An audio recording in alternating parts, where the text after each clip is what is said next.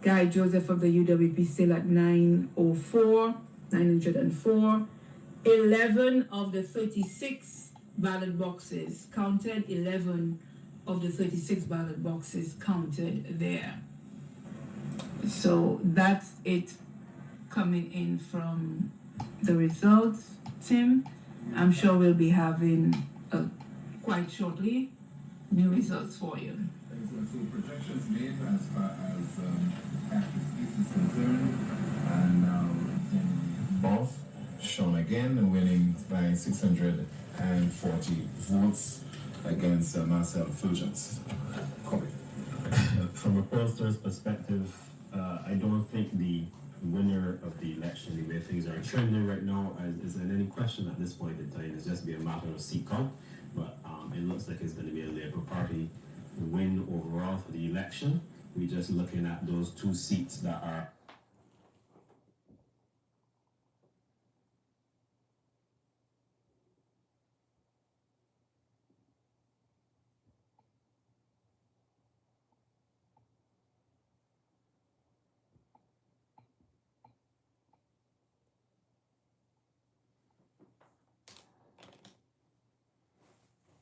with the reform next government, just in terms of seat count.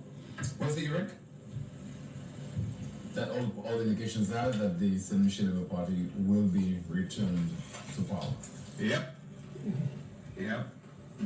And nothing more to add to that.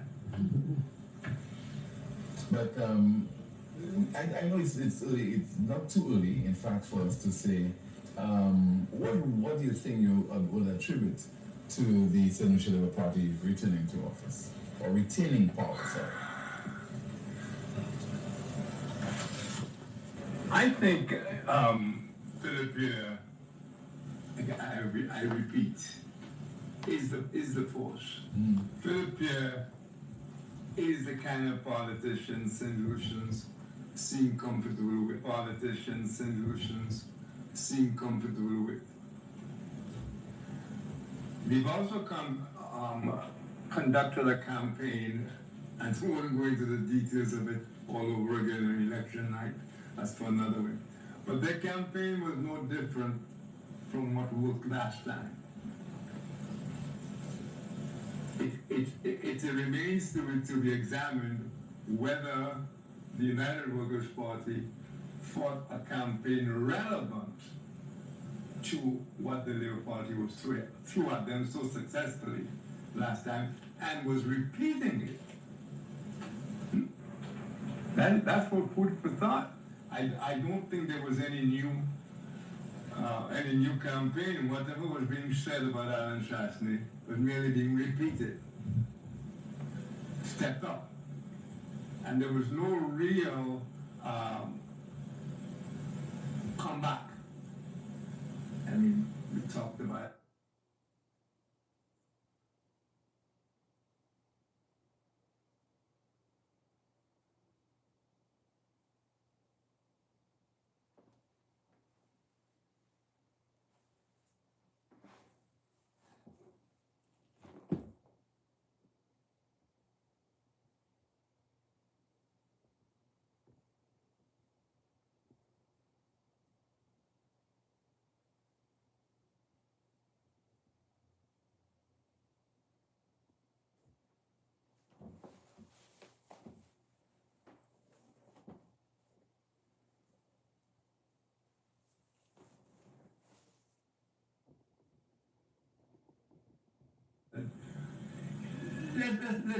Let's be hard on first.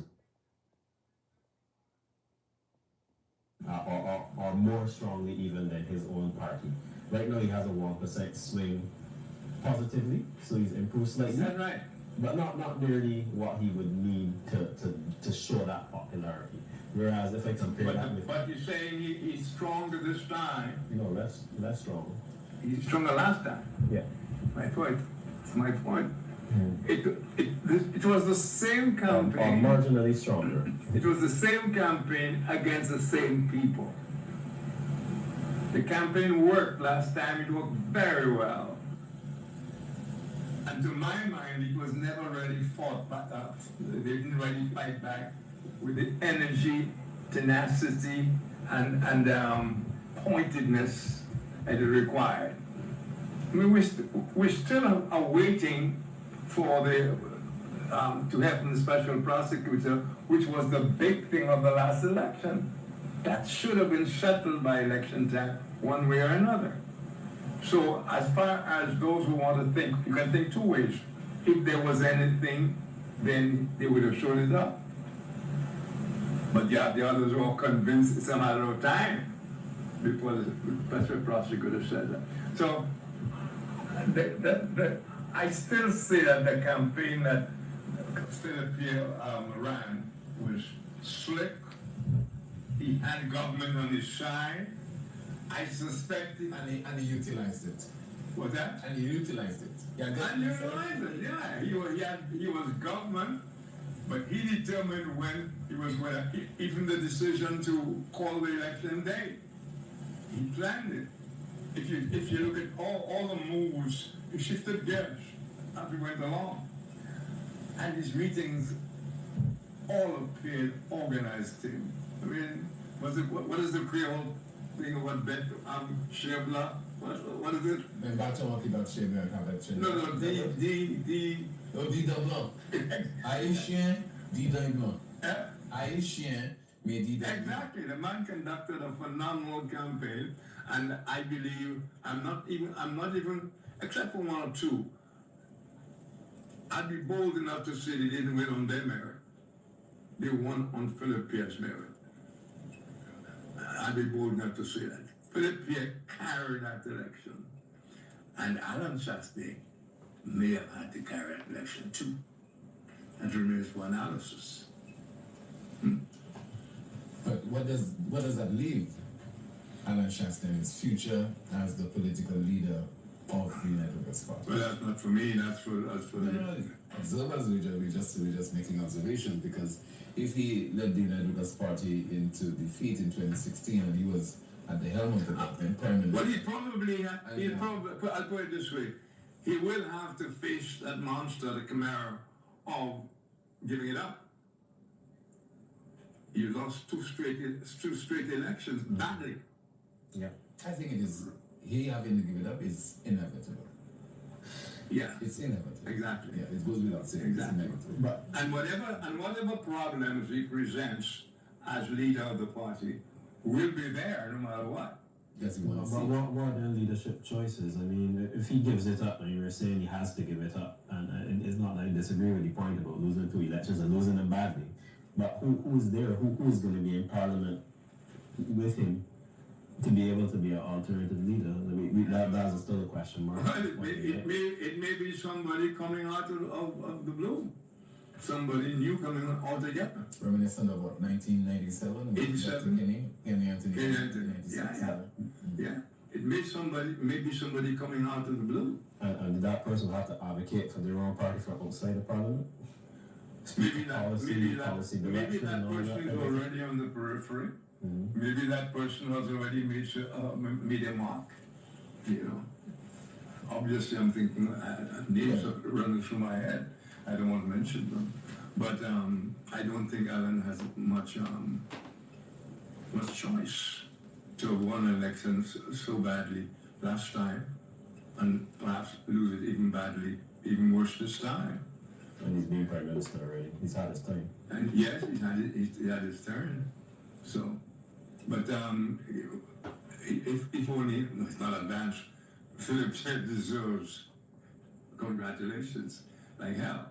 I mean, the guy conducted a hell of a campaign. Mm-hmm. A hell of a campaign. Yeah. Definitely did. Let's turn our attention now to Lisa. Go back to Lisa with more results. Thank you, Tim. Again, we're going to start off north with Grosse-Ile, Kingston, Casimir, SLP. Now at 4,225 votes. Marcelo Johnson of the UWP, 1,959. So Kingston Casimir is leading by 2,266. We now have 34 of the 63 ballot boxes counted at this time. We did have 151 ballots rejected. In Babonneau, John Paul Estefan of the SLP remains ahead, this year with 828 votes. He stands with 2,919. Titus Preville of the UWP, 2,091 votes, 2,091 votes.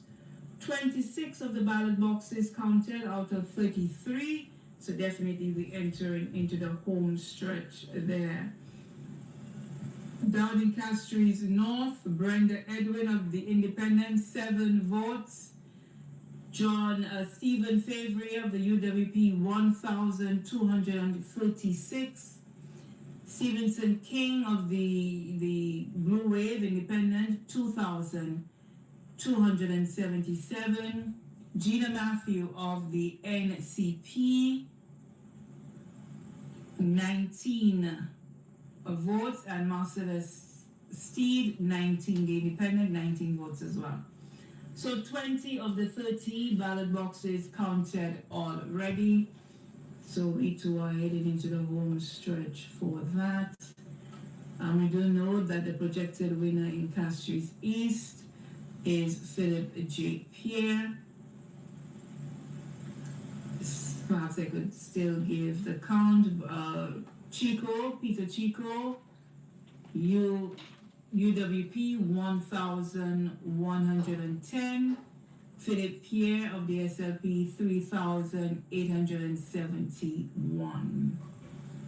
Projected winner there. In Castries Central, let's see if anything has changed. Castries Central, Rush Clark 600.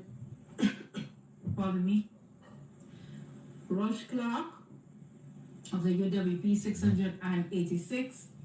Stanley Felix, Independent, 169. Richard Frederick, Independent, 1,337.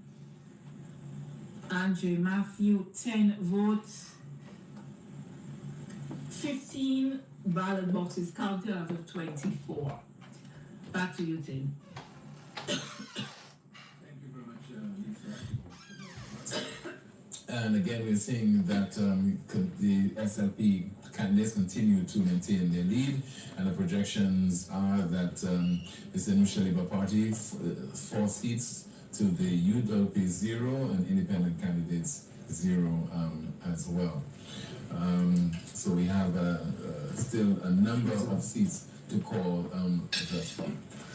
Well, based on what I'm seeing here, I'm not sure if I have the right name for the SLB candidate, but I'm looking at Schlosser, which I mentioned last time. That's the one that I wanted to update while the other updates were coming in. And it looks to me as though all the polling divisions are back. Yeah. Case and Charles. Yeah. Well, it looks to me as though the numbers are back, and it looks as though the Labour Party, the SLP, has marginally carried that seat, 50% versus 49% support. But it looks as though the final numbers are 1998, unless there's a box to be added to here. But from what I'm seeing on the electoral office's website, numbers, that's where I'm pulling my numbers from. It looks as though the SLP has carried out 1998 votes to 1952, which is a difference of 40 some odd votes, 46, over John Bradley Felix of the SLP. UWP appears to have got 1952, and that means that the UWP would have lost that seat if that holds. If what I'm seeing is final, the UWP would have lost one of the seats that they hold in Parliament. And if you add the 2 independents, the independent candidates for Castries Central and Castries North, it appears that we're back to 1997 with a 61, the way that the projections are looking on right now. Yeah. 61. It'll be very interesting to see what I choose to do. Yeah. It's a great opportunity for Philip Pierre, because he will have a next to no opposition to do what he may not have done or wanted to have done and chose not to do it in the previous. Now he has no excuse but to go ahead and it's all his to go ahead and take St. Lucia where it is that he wants to take St. Lucia, and it's a rocky road. There are a lot of rocks ahead. It's gonna be no easy job. He'll really be tested.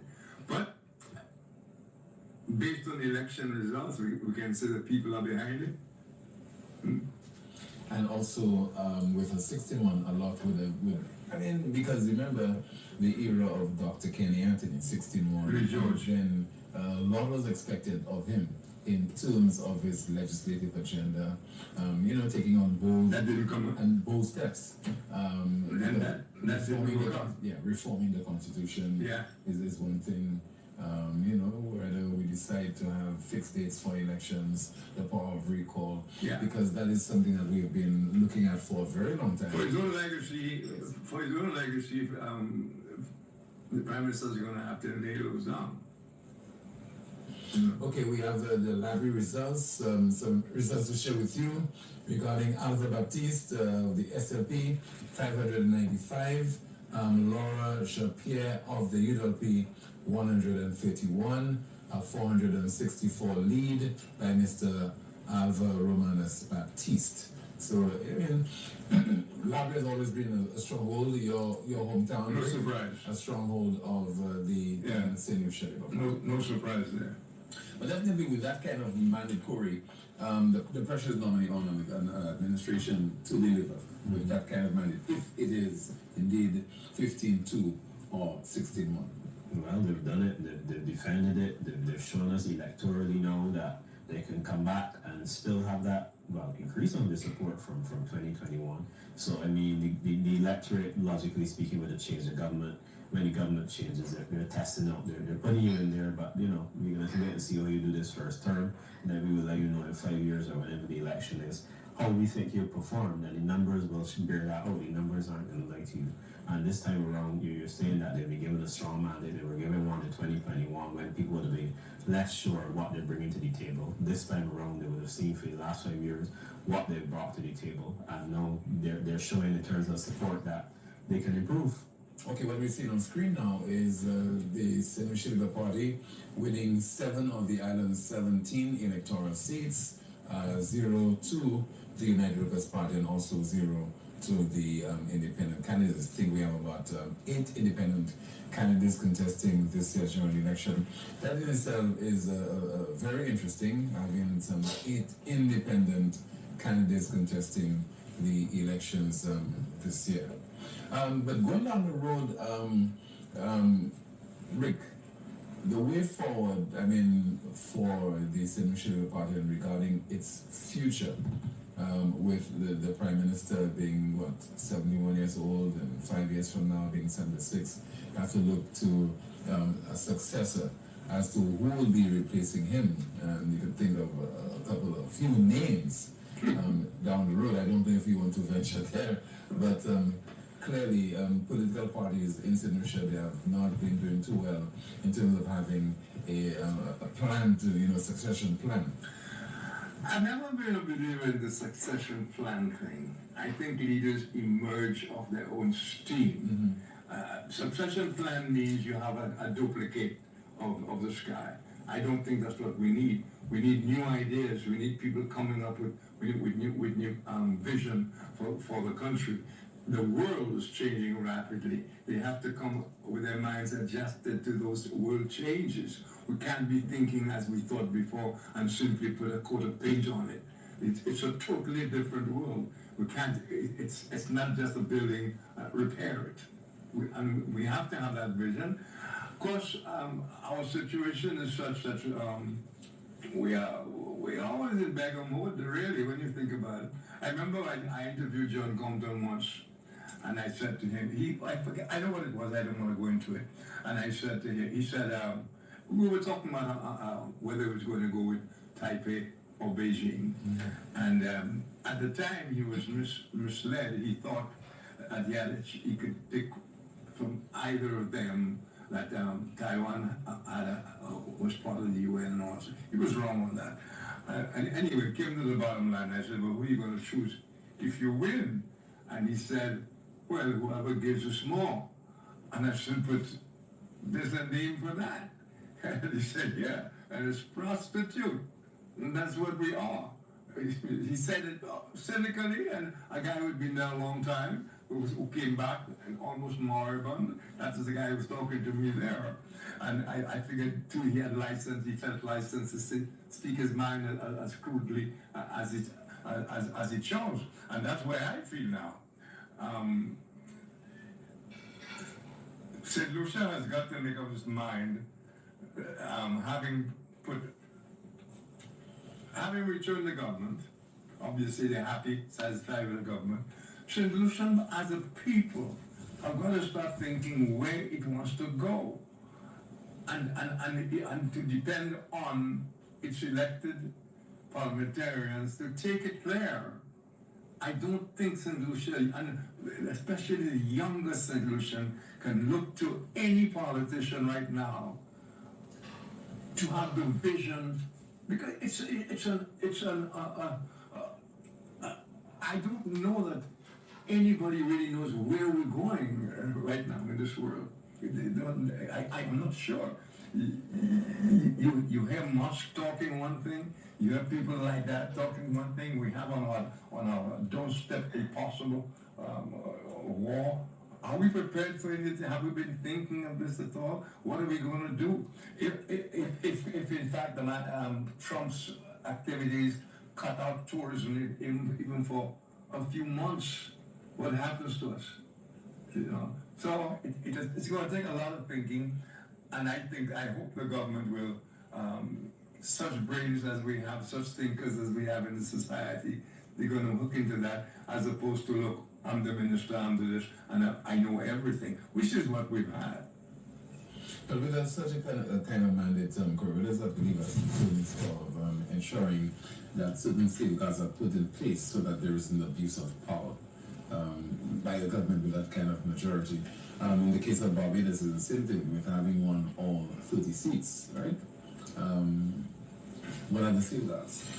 Well, I'm not sure I can answer that question in short. I will just tell you what I've been seeing happen in Barbados, because obviously the same question is raised, especially the second time around winning all 30 seats, and the question will remain going into whenever the next election is in Barbados if the lightning can strike 3 times in the same place. I think it very possibly can. Having said that, the government in Barbados, the ruling party that is very sensitive, interestingly, to criticism. So when it's spoken out against in terms of any one issue, something as simple as changing road signage or road direction, they would want they want to stop a right turn. I'm just using this as a very small example. They want to stop a right turn off of the highway that was previously allowed. They wanted to cease that and make people continue to drive down the road and turn at the end point or whatever. And the public outcry against that managed to sway the ruling party and their policy direction. I've seen that happen several times since the party got in. But I just think that that's a matter of leadership and sensitivity to criticism, and not likely to be unpopular, appear to be unpopular. Does the Labour Party have that here? I'm not sure that they do. Succession planning, because you spoke to that issue and I wanted to comment on that before we move on. You said it's not good here in St. Lucia, but I don't know anywhere that is good in the Caribbean. It's very difficult to unseat a seated Prime Minister in the Caribbean, and for that reason the Prime Minister is there if he or she chooses. He or she is there for as long as they see fit, and for that reason in turn, that person is always looking over their shoulder. So we like to think of them training up this person to come behind them to take over. That's how we would like to see from the outside as voters. That's how we would like to think that is, but usually that person is perceived as a threat. You promote a person who is less of a threat, you make them deputy prime minister. The deputy prime minister is usually a boring politician, or one that doesn't excite the electorate as much as one who's more charismatic and seen as the heir apparent. And we don't like to think of our leaders that way, but that's the way it often is. So to say that in 5 years, Prime Minister Pierre will be that much older is an interesting thing to say, but I don't know that. Would you be any closer in St. Lucia to answering that question? Who would be next, and what would their policy outlook be? Especially interesting, though, I don't know if it's unique in Caribbean politics, is that Philip Pierre has won all but one election, and he's been through how many? what, 6 or 7? Yes, on that. And won all but The only election he lost was in 1992. That was his very first election that he lost. Yeah, and it went against a phenomenal Romana Atlantico. So you have, I don't know if it's a unique situation in the Caribbean, but it says something that Philippe has been able to win all of those elections. I don't know what more legitimacy you want, you know, about a guy, obviously the people want him. They elected him year after year, and have now elected him in effect twice as Prime Minister. Yeah. So it's going to have. He's now a 6-star general. Yeah? 6-star general. 6-star general. Yeah. And it'll be interesting to see if he continues on the. I don't know that he can. The world is changing. I don't know what he can. He has to change gears, and I think radically as well. And perhaps that is why he called the election early. And maybe one of the reasons that he has to take certain steps. I don't know. We don't know what's going on with them and CARICOM and the Venezuela situation or the situation with Trump. Nobody knows. So he must know. I would hope that with people having so much faith in him, he would demonstrate even more faith in the people, to feel them out and to talk openly about things, even when he's not sure of them, even in sort of speculation, get public opinion. You know, that would be a nice legacy. Has that been his trait thus far? We thought we had that in '97, and I was a casualty in that. I was a casualty. We thought we had the kind of government that you could criticize as a member of the party or a member of the government, that you could criticize with love. You know, what do you call it? Strict. You're hard, but you do it with love for your party. But it seems that the Caribbean politicians, I say Caribbean politicians, Trump doesn't like it either. You know, don't say anything contrary. You're talking about tough love early on. Tough love. Yeah. Yeah. You know, as you know, I'm a big advocate of free speech and all that stuff, and especially free speech as a member of an administration to talk openly, criticize it openly in the best interest of government and country. But politicians generally are intolerant of any kind of speech that is not flattering. And we're getting nowhere with it. And that's what we are suffering from right now, with so many people basically and literally afraid of their skin, afraid to speak. Well, there is the danger. Some kind of repercussion. There is the danger that I have no reason to be saying it, but it's all possibilities. There is the danger that winning so many elections and being really responsible for those wins, those last couple, especially this one, that people will anything he says goes, anything he says is magic, and that could be troublesome. Nobody wants to oppose that. Nobody wants to speak out against it. As it is now, we don't have many people speaking out. So what do you think? What do you envisage will happen as far as civil society becoming more active and making? I have no reason to believe we have anything called civil society. I think we have a lot of complicit citizens to take the easy way out for everything. They believe all they have to do is kiss butt and make out, and they don't know that's bad for themselves, bad for the country, bad for the government. People have to, in a free country, the whole point about being free for citizens and so on is that citizens have a right and a duty to stand up to government and in the best interest of government and country. But nobody's teaching us that. Nobody's teaching us that. We're hearing it from nowhere. Imagine you had an election and there was not a single panel discussion, Tim. There was not a discussion even of the issues. You know, all we heard was castigating one another. So all the reason why you think going forward we'll not have any debates between our political leaders?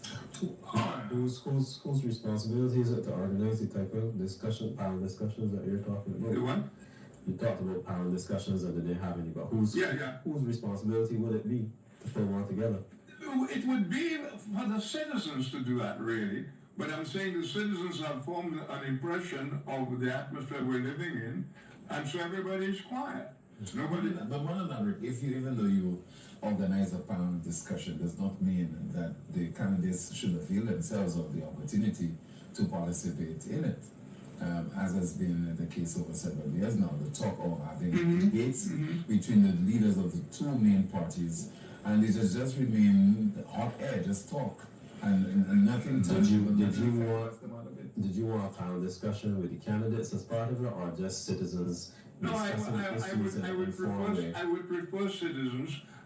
For example, I wish we would start some serious discussion about the power of the citizen. They always talk about empowering this and empowering that, but nobody's out there to let the citizen realize he has a constitution behind him, and we're living in a democracy. And to criticize a government doesn't mean you hate the guy. That's what happens here. But if you have agreed to cede your power, hand over your power but people don't hand back to your leaders. People don't hand back powers to the politicians. Don't hand back power. You have to grab. Unfortunately, you have to grab power from people. Once you have power, that's almost a cliche. People don't hand over power. But I think that it's you have to get.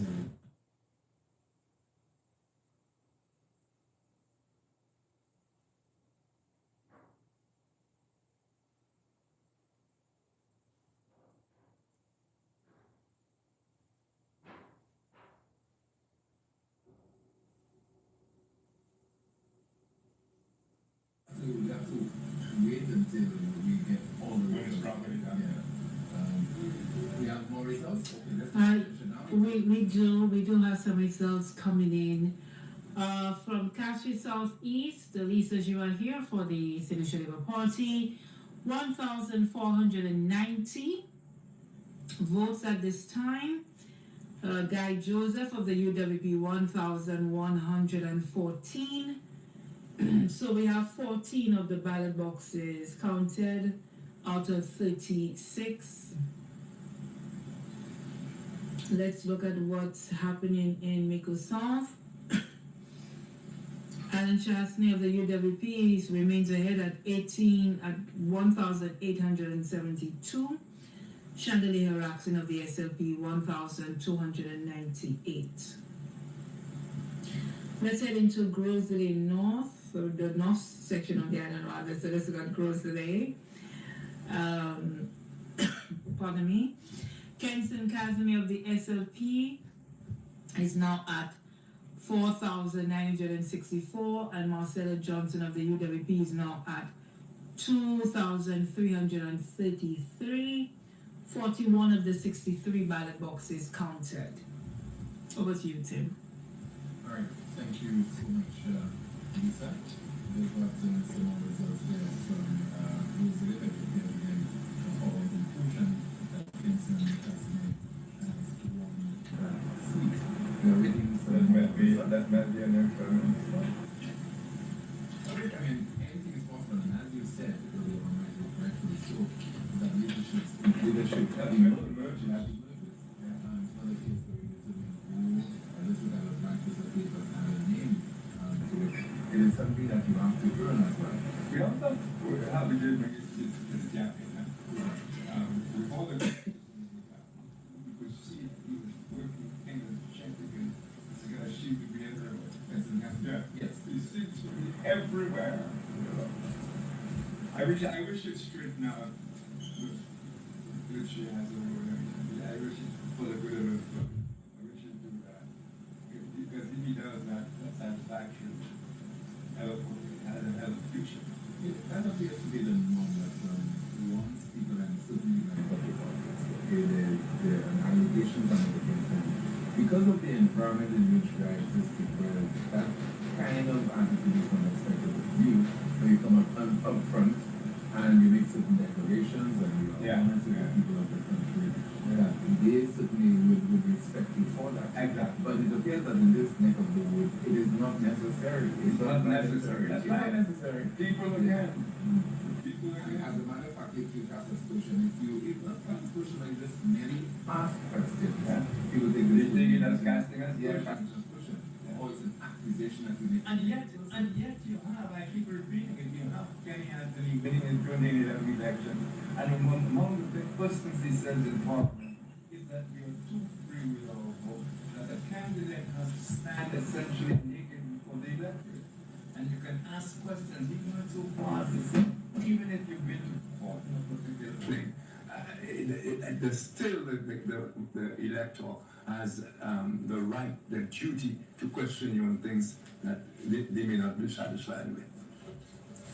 But I'm talking idealism, maybe. That is something that we have not come to terms with, and I'm just saying that I take your point when you said that definitely Kenson Casimir is one for the future. He's very energetic. He seems to be very steadfast in his approach.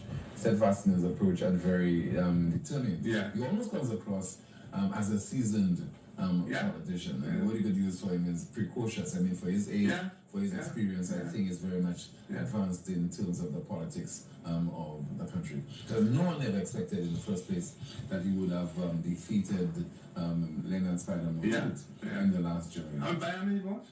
By over 2,000 votes. There you go. By over 2,000 votes in the last general election. And I think it's very much on course to do that, or if not, he has done it already. Any more figures that we could go through? I've just been enjoying the discussion, listening to you both. I'll update shortly. I'm also awaiting more results to come in at any point in time. But one thing I did want to comment on, I do enjoy in terms of my work, is the fact that we can never see the future.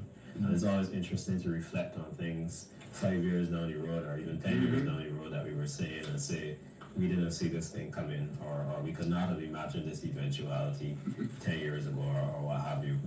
The situation in St. Vincent and the Grenadines, and I think that what has people marveled in these last several days is that nobody could have imagined that. And, you know, that can go the other way too. So we're talking about precocious politicians and so on.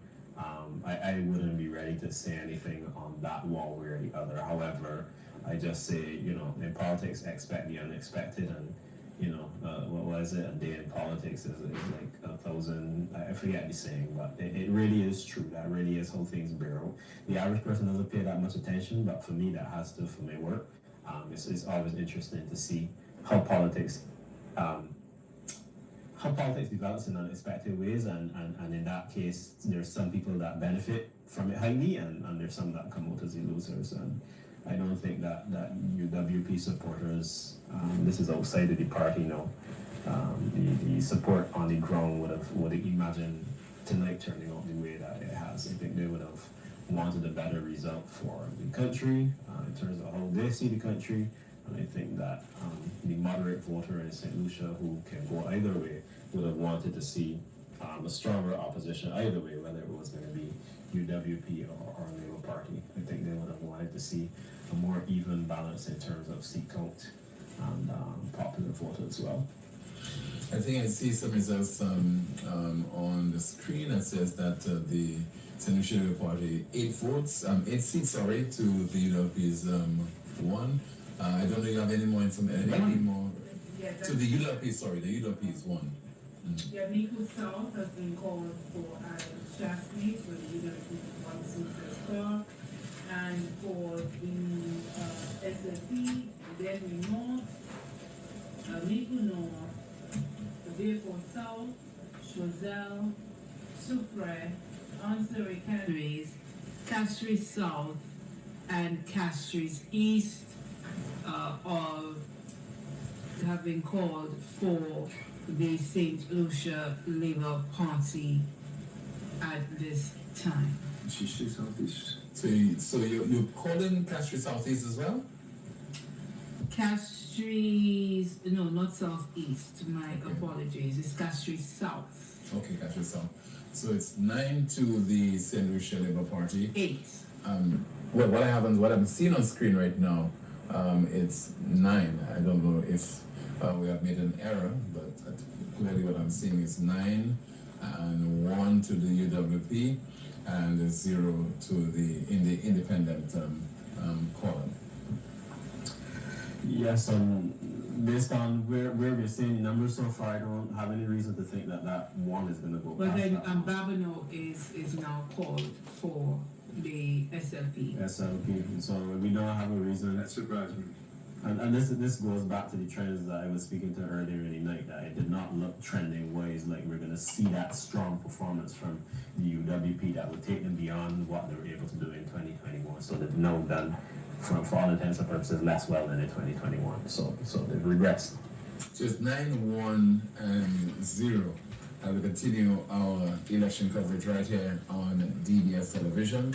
And of course, later, what we'll do, we'll have to open the lines a little bit later once the course has been cleared, so that we could get feedback, and hopefully we could hear from the incoming Prime Minister of St. Lucia, along with the winners of that so far what appears to be a one-sided contest. You think you might call him?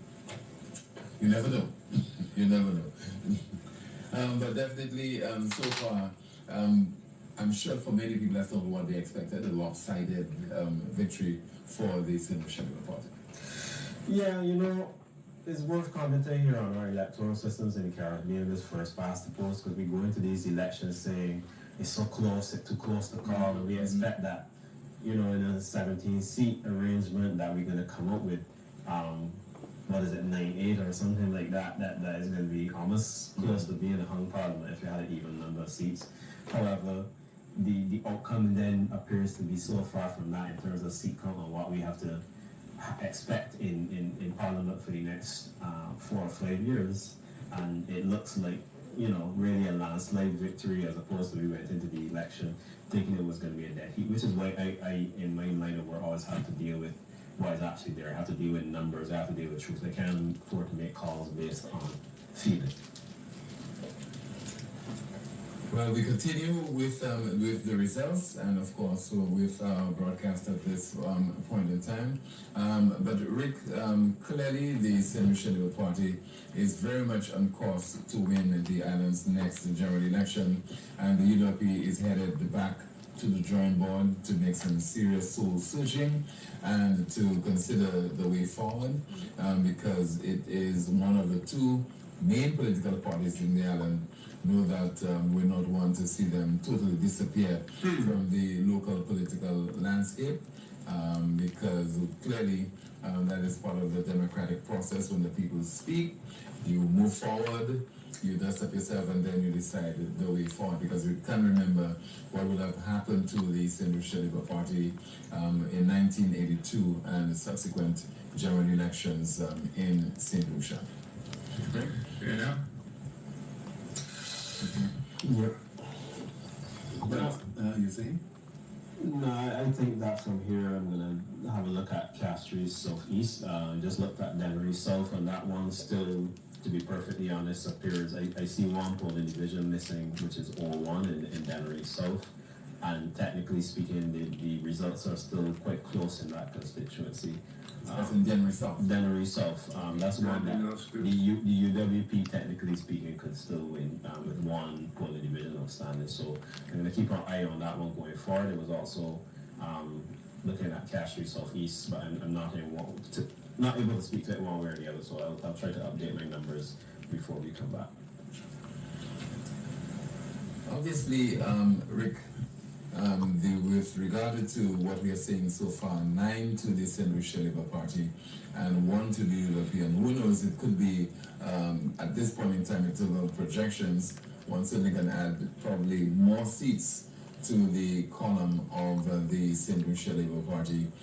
There certainly has been given, so far from what we can anticipate, a tremendous mandate, one that they can build on with regard to the way forward addressing the various issues that are affecting the people of this country. But what can we expect, or should we expect, to change going forward so that we can make progress by leaps and bounds? Progress that can certainly be felt, that can be tangible in terms of us moving from one particular era dramatically to the next one. Now, our story is that I don't think we're in this situation to do things on our own. And almost everything we do is dependent on the outside world. Everything, every direction we take, even our foreign affairs situation may be dismantled. It's hard to guess what's next. And we don't have enough information anyway to make useful deductions. And now that this election is over, perhaps we're going to learn so many things. And perhaps people will take an interest in their interests. So I'm talking about the election, now that the election being over. Do you expect that the temperature will be lowered in terms of the rhetoric? Well, there will be the usual excuses for losing. I think you know me well enough to know I don't have any tolerance for losers. You go to war, as I said before, there's going to be no war mode. So if you want to do prayers vis-a-vis guys doing tangible war games, that's if you want to fight celestial war, that's your business. And when the other side dealing with worldly matters emerges winner on worldly terms, you gotta live with that. The great thing to say, I suppose, is that we as St. Lucians will have to admit that St. Lucia en masse return to the period of office, and they can decide to join him in terms of supporting a government. It doesn't mean you're not critical of it, but working against it just because it's counterproductive. So I don't know if people are even in a mood to hear that, because we're going to have a lot of excuses as to why the UWP lost, even worse than they did before. And everybody will be passing the buck, Tim. Of course, it will not be easy either. I hope we're going to get off that you lose, that thing, that taunting. I hope the MPs are going to rise above that, because if they don't, then they will feed the animosity that must go if the country has to move forward.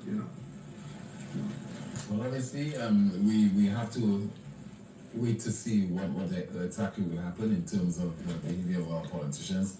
I'm sure that many of us cannot wait to see what will happen in terms of our next sitting of the island's parliament and the chairing and the juring that will take place. But it's always very confusing as to how do you heal, the healing process, uniting the people after they have been divided for so long in a run-up to a general election. How do you make that transformation? Well, if only what that is, it's not just this election. The politicians have lived off divide and rule for as far back as you want. It's always a divide and rule situation. As I said so many times before, every morning we wake up, we are a country at war with itself. Either the UWP in office or they were in office, but it's an ongoing war that's been going on for the longest while, and there are consequences. So, I don't know, we have to understand that the war we're waging is a war against ourselves. We also have to, even if in our own personal lives we have problems accepting criticism, we got to understand that as a government, as a people and whatnot, you don't have that luxury. Because the world is moving. It's moving. I mean, it's not a wonderful thing to think that what do we have to export, for example? What do we have that the world needs? I don't know. We don't have gold, and we don't. All we have are people, and if those people are themselves not an asset to the country, we're in trouble. And with our weaknesses, to have politicians whose survival depends on keeping people at each other's throats. That's a horrible thing about this world. The politician's existence relies on him keeping his own people at each other's throats. Some do it with more finesse, some do it, but that's what they do. And I like to say that going back to the days of George Adlam, who came with a whole new thing, it was the same way, his knee on the neck of the farmers. Yeah.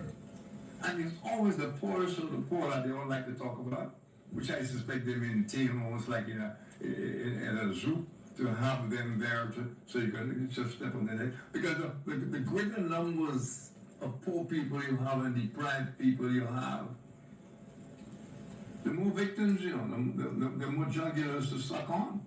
When will the people realize, therefore, that they are being used? They are really their pawns. They won. I mean, the Labour Party guys who just won a party there, who just won an election there, all they're concerned with is that they won an election, the victory. They had the victory again. That's all they're going to think about. And very soon they will realize the victory doesn't necessarily supply bread. It doesn't necessarily put a plate on the table. It doesn't necessarily pay for their schooling. But it's a nice thrill. We're going to have some more jumping in the street. We're going to have more liquoring up. And that's another thing, Every single holiday fete is celebrated in the same way. Let's get drunk and dance. Forget your troubles and dance. I don't think that's what Bob Marley meant. But forget your troubles and dance is the mantra.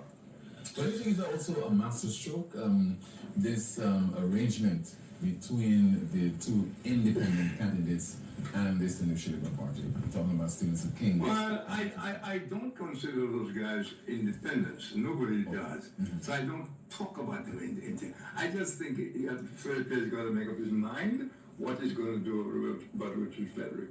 If he's going to keep him as is, or make him a full-fledged member of it. I think the two.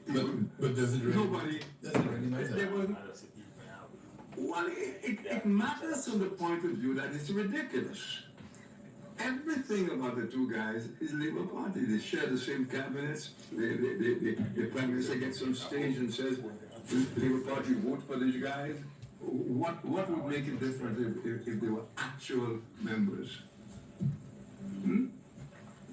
Nothing. So that is just a mirage, a joke, a sick joke actually. Nobody's fault. Is there indeed? I mean, if it's not working, why try to fix it? The arrangement is clearly working. Why tamper with it? What arrangement? The two independents are by any measure the same as the other guys. Only Philadelphia knows why he refuses to stump this member. But because every other way. Obviously, Mr. Stevenson King does not seem so interested in being a member of the Lucia Party. Stevenson King is a very interesting one. Compared to Richard Frederick. Yeah, but they're both interesting in their own way. But the Richard Frederick one, which has asked to be a member, and that has been refuted all the time. It's turned down, and you wonder why. I'm not recommending or otherwise. I'm just saying, wonder why, because for all intents and purposes, he's a leading member of the Labour Party and proud to be. He shouts it all over the place. At least King doesn't talk about he just lets it sink in your mind. He's a member of the Labour Party by all appearances, and his sound is a Labour Party guy. But Richard Frederick makes the point. It's high time you made me a member. And Philip Pierre, who some would call weak, has been strong enough to resist it. So he must have his reason. I have no idea what that might be. Listen, I'm still keeping an eye here on January South. According to the latest numbers I see coming in from the electoral office, it's still quite close. So in terms of seats that we're calling or how we're seeing the election turns out for the UWP, it's still interesting to see what will happen in January South. But there's still a polling division to come back there, or one which will be the determining factor. I mean, is the last one, so it won't be either way, but definitely as close as it is, it's still somewhat of a dead heat. So we're watching to see 01 whenever that will come in, to see where Dennery South, which side Dennery South will end up on. That's Alfred Prosper versus Pennsylvania. Now, having said that, I wanted to mention a little bit, you were talking about healing.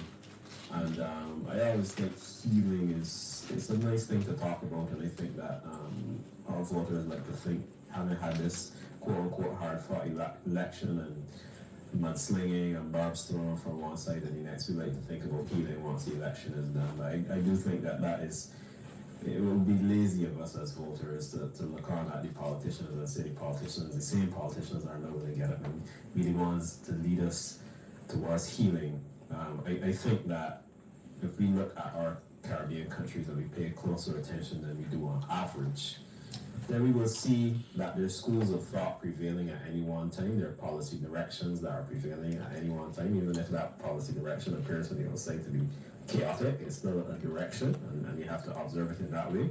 But which one is prevailing? Over in Barbados, you have an opposition party that's behaving one way, you have a ruling party that's behaving in another way, and it becomes obvious that the way that the opposition party here too has been posturing is no longer resonating with the public for one reason or another. So it becomes incumbent on the supporters of that party, or even more moderate voters who would like to see change in the country.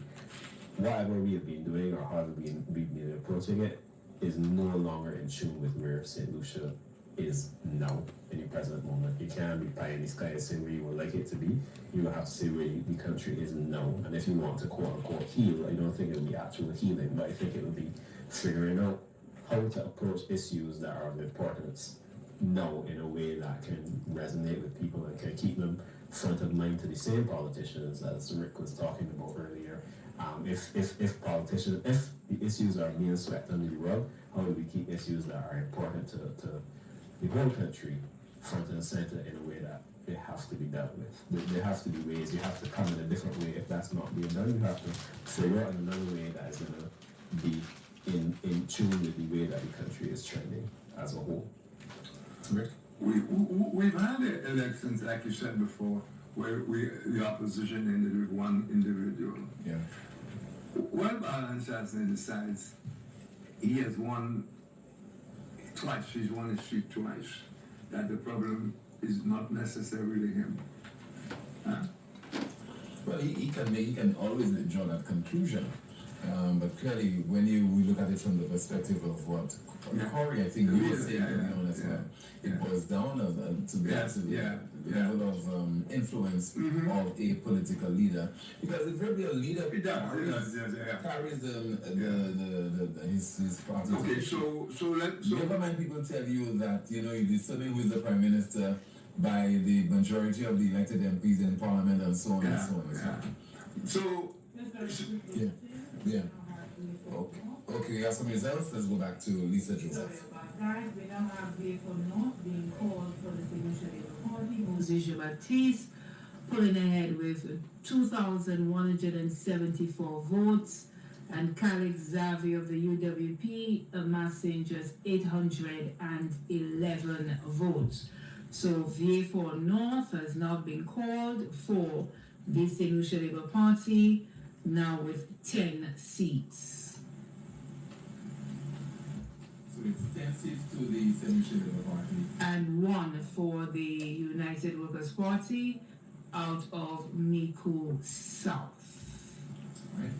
I see my producers already put the telephone number on the screen, but let's play I was saying, what did Ballanchancellor throws in the towel? That would be an opportunity for a by-election. Now, what might that mean? we'll pose the same question over to Dr. Ram Gonzalez over in St. Vincent, where he says that he'll continue to be the leader of the opposition. Yeah, but in other words, he's not standing down. He's not standing down. What if Alan Chastity decides to stand down? Then an automatic by-election would follow. Yeah. And the Labour Party would, like hell, have a candidate there. And depending on when Alan does it. If he does it. If he does it. If and when he does it, you know. It could also be, if it turns out that, in fact, for Alan Chastity, that's a safe seat, he may choose to put somebody in there. I think we're in a position to put the telephone number on screen right now to take calls from our audience. It's already been declared that the St. Lucia Labour Party has won 10 seats. The United Workers' Party won. So it's a foregone conclusion that the St. Lucia Labour Party has been returned to office. So, Mr. Producer, we'll put the telephone number on screen. You had the telephone number earlier on, and we had already some people calling into the broadcast. So we will be in a position now to take calls on our coverage at this point in time. I think we have a caller. We'll go to that call. Hello and good evening to you. This is our election coverage right here on the DBS television. Hello? Okay, so maybe we're not in a position to take any calls yet. We'll take this particular process as we go forward. But one can readily imagine, Rick, that people will be already in the streets of St. Lucia celebrating that victory by the St. Lucia Labour Party. And it's a victory well won. The decision of the St. Lucia Labour Party to set the date for the elections ahead, almost a year ahead. I thought at the time it's because the St. Lucia Labour Party thought that they were losing ground at a disadvantage, but it appears that was not the case. It was very strategic on the part of the Prime Minister Philip J. Pierre. Which would make Philip even more astute than we've already said he is, because he would have sensed this is the right time. Don't leave it any later. I think we could take a call. Mr. Producer, are we in a position to take calls at this point in time? Can we probably get that? Because I'm not hearing the calls. All right, you're saying, Rick? What would I? You're talking about the brilliance of Philip J. in calling the elections. I mean, he may have sensed. And don't forget, we had a lot of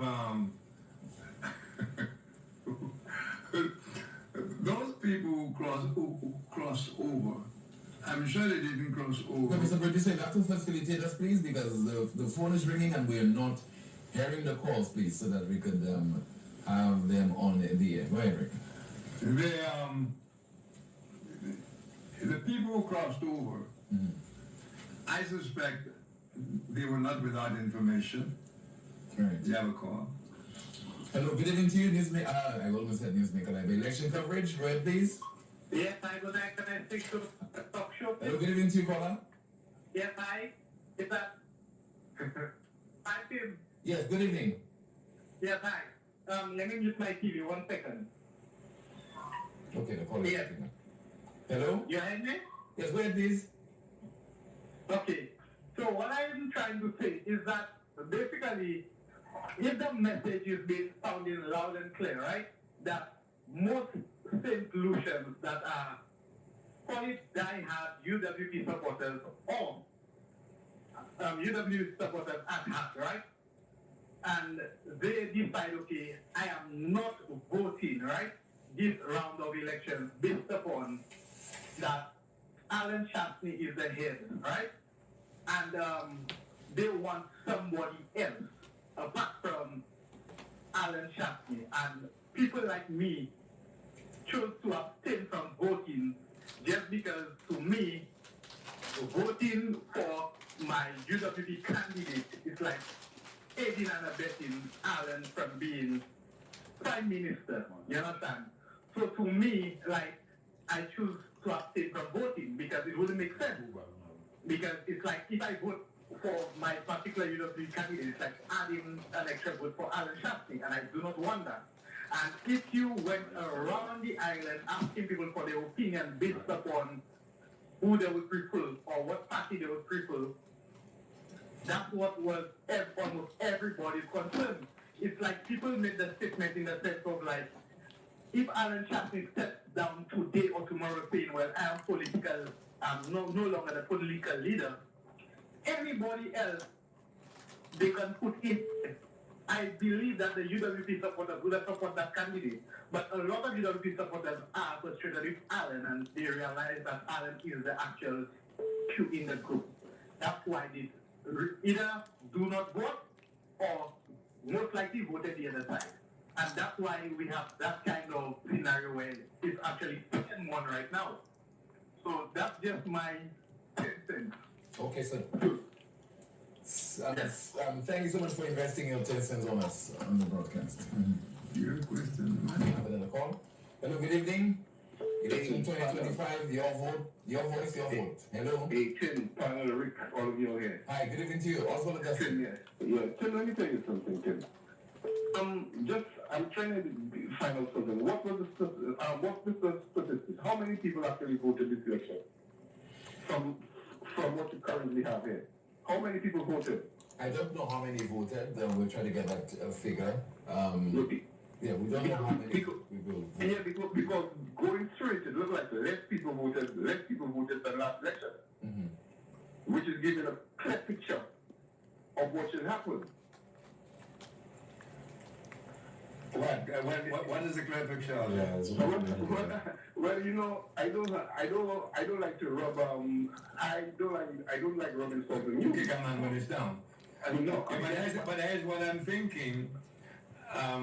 If you don't like Alan Chasney, and you know, let's face it, they're not liking Alan Chasney. it's not about like. It's not about like. It's not about me. No, I'm not saying you. Okay. I'm not saying this, like the guy who spoke a while ago, he said the same thing. Alan Chasney served in government before. Alan Chasney did, are you there? Yeah, I'm there. Etc. Yeah. You didn't hear the outcry about Alan Chasney until it became an election campaign thing. That's when the outcry really started, you know. Rick. May I finish? Rick, yeah, go ahead. Yeah. But in any event, I'm thinking that even if you don't like the leader, for whatever reasons, you are UWP, so you prefer to have another party in government just because you don't like your leader, and you can't wait to get rid of him in a convention or some other way. You dump him and you dump the government, and then you find yourself under the government of which you're not a member or supporter. I don't understand that. No, Rick, it's no, Rick. Yes, go ahead. No, Rick.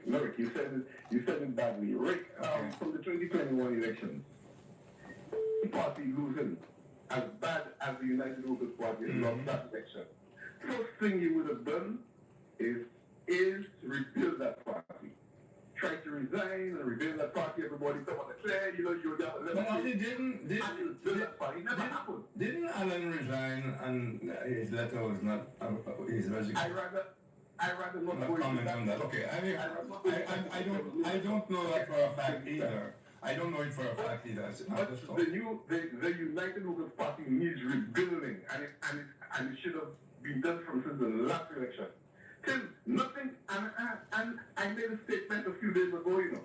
I mean, the government of the day is the government. But it's only the United Workers Party that has developed that country the way it's supposed to be developed. And I could have seen Alan as a leader to take us into the 22nd century, I would call it. You know, we would improve, the country would have been better placed with a leader like Alan. But again, your party must first be a very democratic party. And Rick, we're going to leave that for another show. Yeah. Bye-bye. All right, sir. Thank you so much. Former chairman of the Americas Party, Mr. Oswald Augusta. Good evening. Let me turn my attention to Announce Yeah, go ahead. that Castries Central has been called, and it will look for Richard Frederick, 1,858 votes. Rush Clark, 949. Stanley Felix, 290. And Andre Matthew, 11 votes. So Castries Central called for Richard Frederick. Okay, thank you so much. So Castries is called for Richard Frederick, polling 1,858, Rush Clark 949. All right, let's continue with the calls. Let's see how we got a line. Hello, good evening. Yes, good evening. Hi, good evening to you, caller. Good evening, team. I just want to weigh my 2 cents. Well, please. I think I agree with Rick 100% when he mentioned that, of course, how much sense does it make to not vote just because you're not in line or you're not in accordance with the will of the party. You know, I always think that if every single UWP supporter were to come out and vote, then, you know, you always give us a chance. But caller, Yes, sir. let me ask you something. I think you are supporter of the United Workers Party, I suppose. I am a supporter of the Okay. Workers' Party. Are you satisfied that the United Workers Party in its campaign made any special effort to get those people who were wakasaid, let's use the St. Lucian thing, And I always to bring them back on and reintroduce them to their party and the leader? Are you satisfied an effort was made? Oh no, Rick. We had a very weak campaign. I will call it for what it is. A very weak campaign process. There were so many critical points that we never made mention of. When the people, points like why Kenyans are here straight away from the party. You know, millions missing in CIP, and not one major project funded by CIP in 4 years. Why? So many critical points that we never made mention. We United Workers Party had become very weak this time around. You know, and in addition to that, you know, we, like you said earlier, we need to give UWP a bit of a round of applause. A lot. Yeah, man. He called it, the timing was impeccable, and it also says that we are a nation that some of our morals have dropped incredibly. I don't know where Philip pulled that amount of energy that he gave out, and even physically.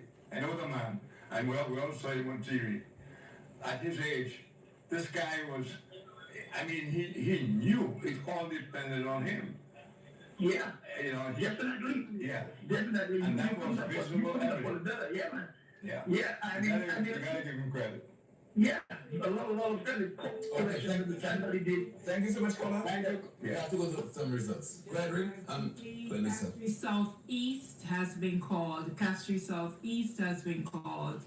For Lisa, you are here of the St. Lucia Labour Party with 3,868 votes. Guy Joseph of the UWP amassing 2,857 votes. So Castries Southeast called for the St. Lucia Labour Party in the person of Lisa Shira here. Okay, thank you so much, Lisa. And there goes another surprise.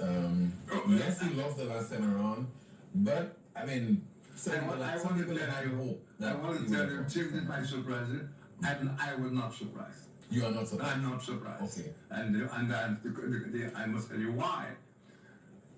You don't underestimate a young woman like that who we could tell was determined to win. She was determined to win. Give her a jacket. She was determined to win. And I don't know that any serious campaign was set on her either. Guy Joseph, I got the impression quite often that Guy Joseph was just there, that he had had enough of this. You know, I got that feeling. I said that to people as well.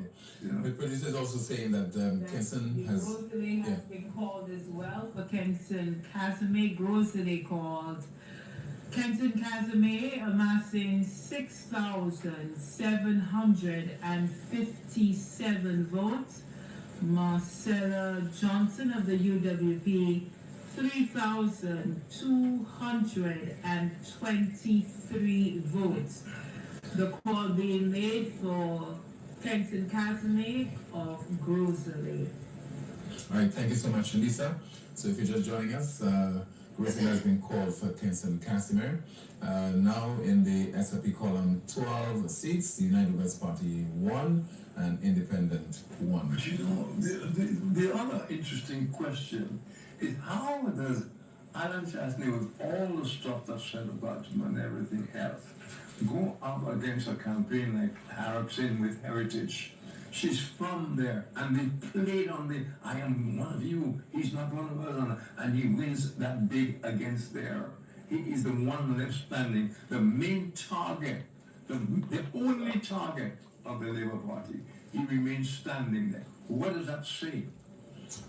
That he's winning, but he can't get his guys to win. What does that say? Maybe it's part of the strategy, so that he alone can be in the island's parliament to be a prime target. I don't know.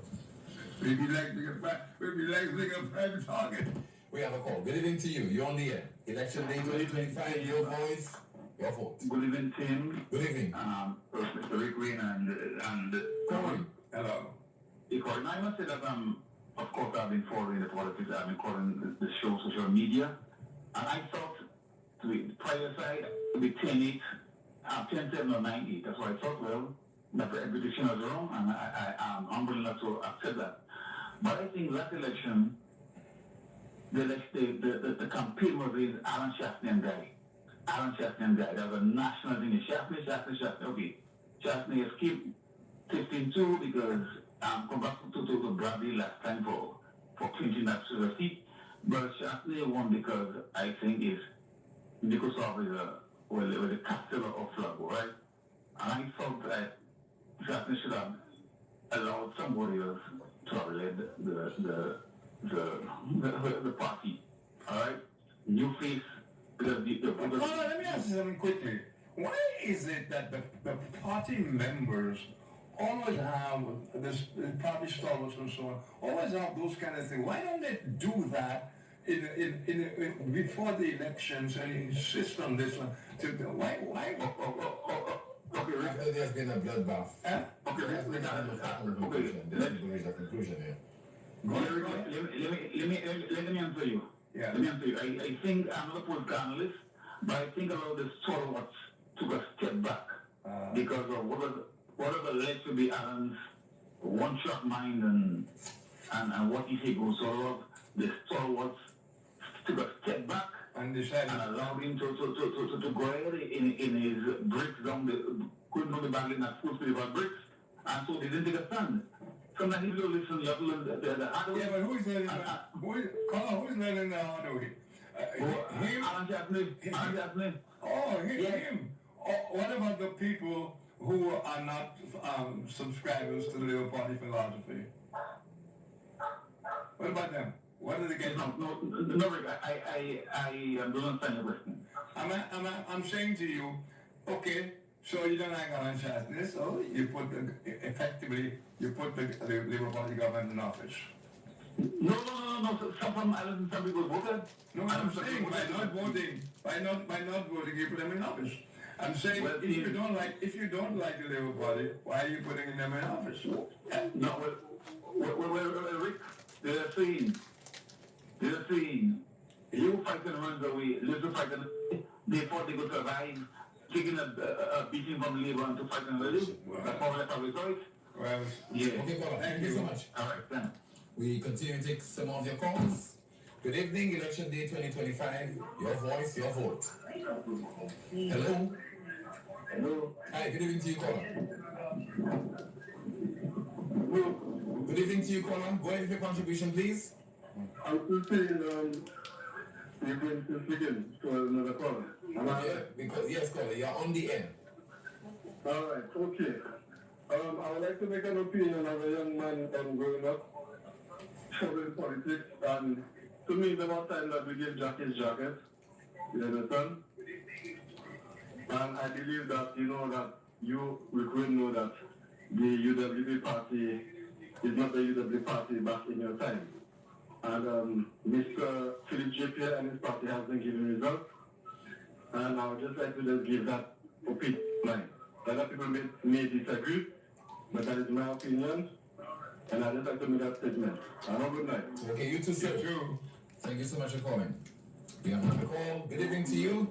Election day 2025. Your voice, your vote. You on the air? Good evening, team. Good evening, and the other gentleman. Hi, good evening, Mr. Corey. Yes. Corey Nicholas Sandiford. Yes, sir. Yes. Let me extend congratulations to the SLP party.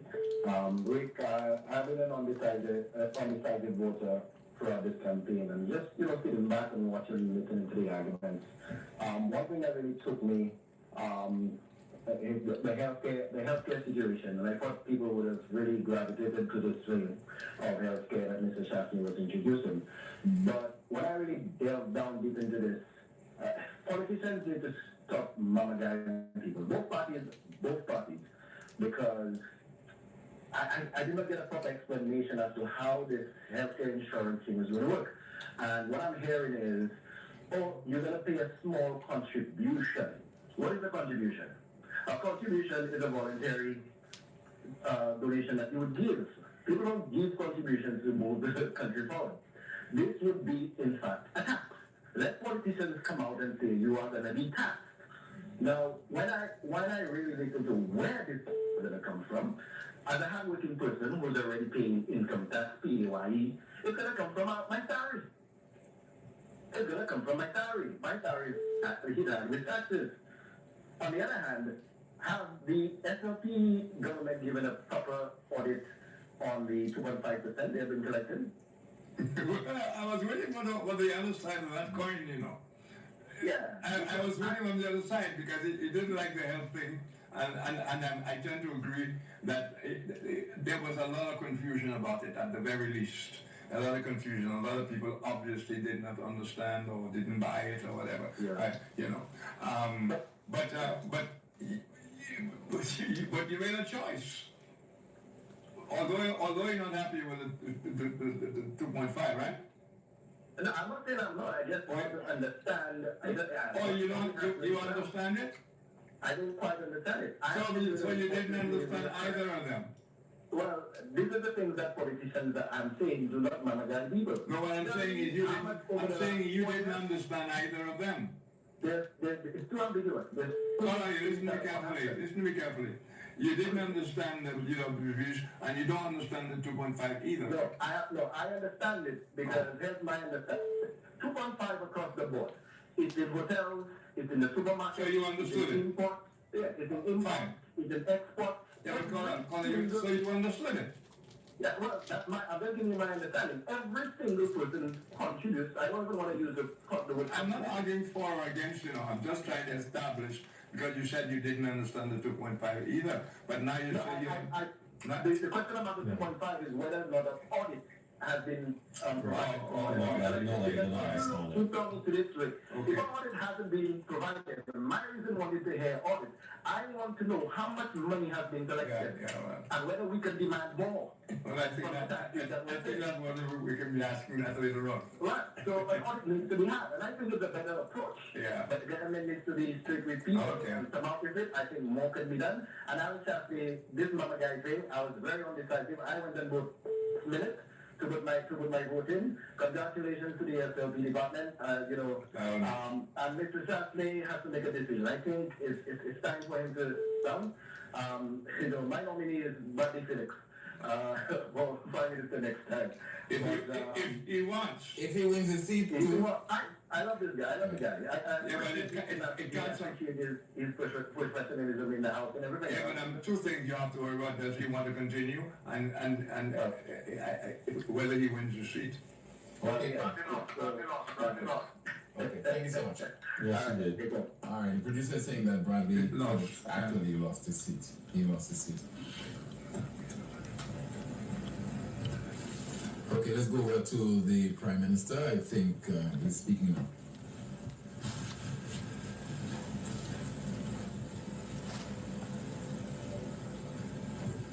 currently leading in 13 seats, and with the 2 independent candidates leading, and with 1 seat which may go the other way.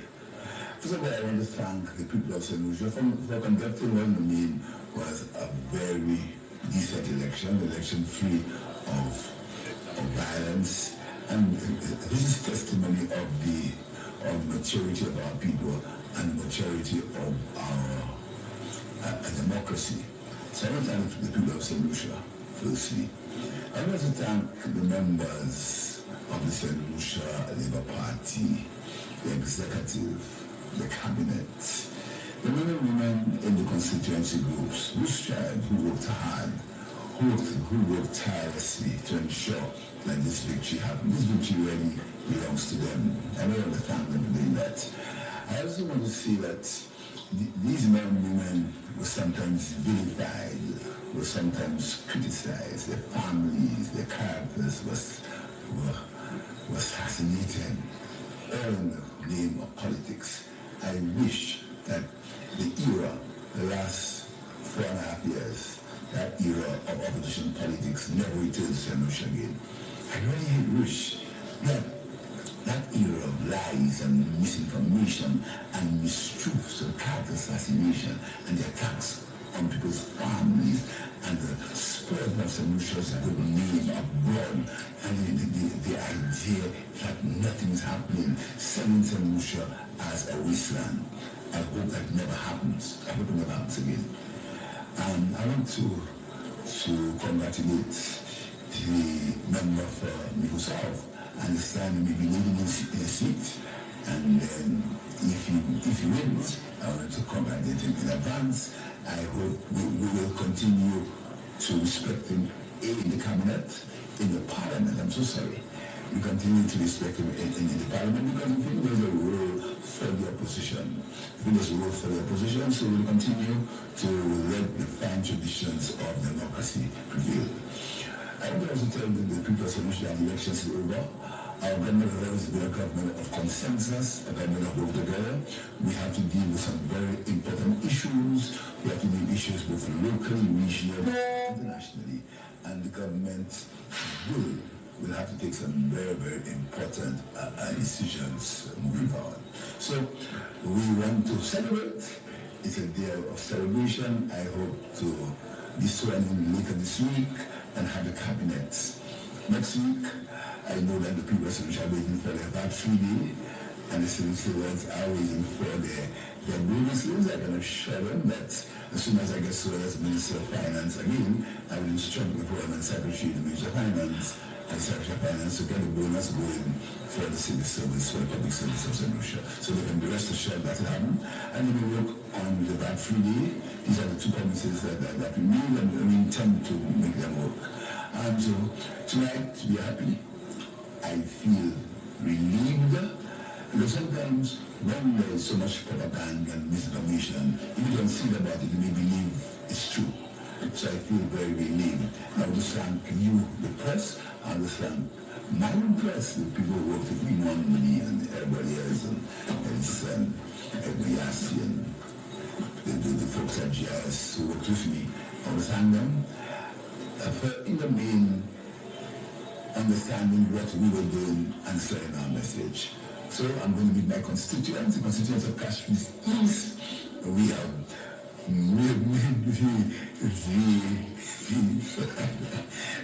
actually increased the majority. The people have been increased it again, and the Cashman's East people, they have been again vilified. They have said, why you're supporting me? Cashman's East, I thank you. I thank all of you for the work you've done. So let's go celebrate. Thank you very much.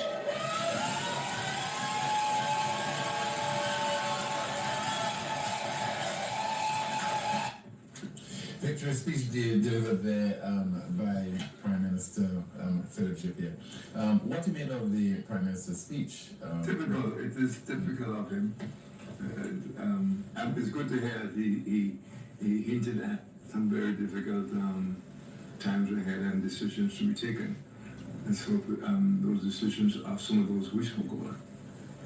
Yeah, quite practical from my quarters. I've heard victory speech is a lot more full of a lot more self-congratulatory and a lot more emotive. I found it relatively measured as far as victory speeches go. So kudos to him for not, at least in that victory speech, appearing to get carried away with the moment. And I think that, to be honest, is what the moderate voter in St. Lucia will want to hear at this time, as far as tonight goes. So it's just one night of many. Yeah. But we'll continue to take your calls, your reaction to the outcome of the general election thus far. 12-1-1, 12 for the St. Lucia Party, 1 to the UWP, and 1 independent. Good evening, you're on the air. Good evening. Hi, good evening to you all. I want to point out something, whether the opposition did enough on foreign policy. Foreign policy, what exactly? We will check what is happening in South America. There is. But Colin, you really think the voters of St. Lucia were interested in this? What's happening? No, that is the most interesting thing for the next 3 months coming. Check on the children. We should have children studying in Venezuela. Mm-hmm. Now, although Trump said he had a phone call with Maduro, nothing is discussed about that. And should America invade Venezuela next week? We have students down there. And what comes our way, we don't know. Because since Trump said he will be respecting no leaders on the left, meaning red states. Plus we have the 19 countries with the visa and the green card. That is about, plus what happened in America, the 2 got killed in America. All that is part of our foreign policy coming in the next few months. So that is interesting. Okay, Paula. But Rick and Corey, I don't think that the St. Lucian public was so preoccupied with this. They're more. No, we spoke about it earlier. Yes. It was not an issue. It was not. Correct. Maybe now it will be, because that's probably what the Prime Minister is going to be talking about. I'm going to call. Hello, good evening. You're on the air. Hello, good evening. Hi. Good evening to you, Corey. Okay, good evening. I'm a supporter of the United Workers' Party. And usually when we meet fellow supporters and we discuss, and we always come to the conclusion that the Labour Party approaches politics or governance as a war, like they're fighting a war. But the United Workers' Party is like a game they're playing. Prayer meeting. Yes, because you can see the kind of things they do. And okay, for example, if it was the United Workers' Party that came with that GPH deal, you know what Labour would do, and so many things. So I don't know, the United Workers' Party just have to change maybe the way they operate. And as Rick would say, you have to go for the regular times. You have to be this type of pick on some issues and let people like, hey, you. And these people not taking the streets, they're not doing. And look at last year, Alan said, if the Labour Party does not reduce, PIERRE'S does not reduce VAT and does that and does that, and the SLP does not resign, we're going to take the streets. Did we ever take the streets? And I'm betting with you, if it was the United Workers' Party in government and did these things. But Carla, let me say something to you. Let me say something as somebody who's been around. The one thing the Labour Party is very, very good at is getting its troops together for protest marches and demonstrations, you know. Has always been like that. The United Workers' Party only started demonstrations, well, under Alan, I don't think there was... I don't think... Look at COVID. Look at the march to Casablanca. Yeah, but what I'm saying, for you to have a march, you must have... people do that. Right. So maybe the party couldn't trust its membership to come out. I believe so, Rick, because the Labour Party will come and say, and the people come out in droves. But you know, and what they keep saying, Flambeau's not coming out, Flambeau's not coming out. But if I don't believe in prayers, man. Okay. Okay, good night. Good night. Yeah, thanks so much. I can see a flyer. I don't know if we can confirm this. Lisa, January South. Has January South been declared? Has Henry South Korea? Let's check. I haven't checked recently, but I'll have a look at the electoral office as well. What we'll do, we will take a call. Hello, good evening. You're on the air. Hello, good evening. Okay. Before you call again, turn down the volume of whatever device you're using to watch I think part of the issue here is that... Hello? Yes, can you hear me? Yes, I can hear you. Part of the issue here is that when you think of the strategy for the UWP,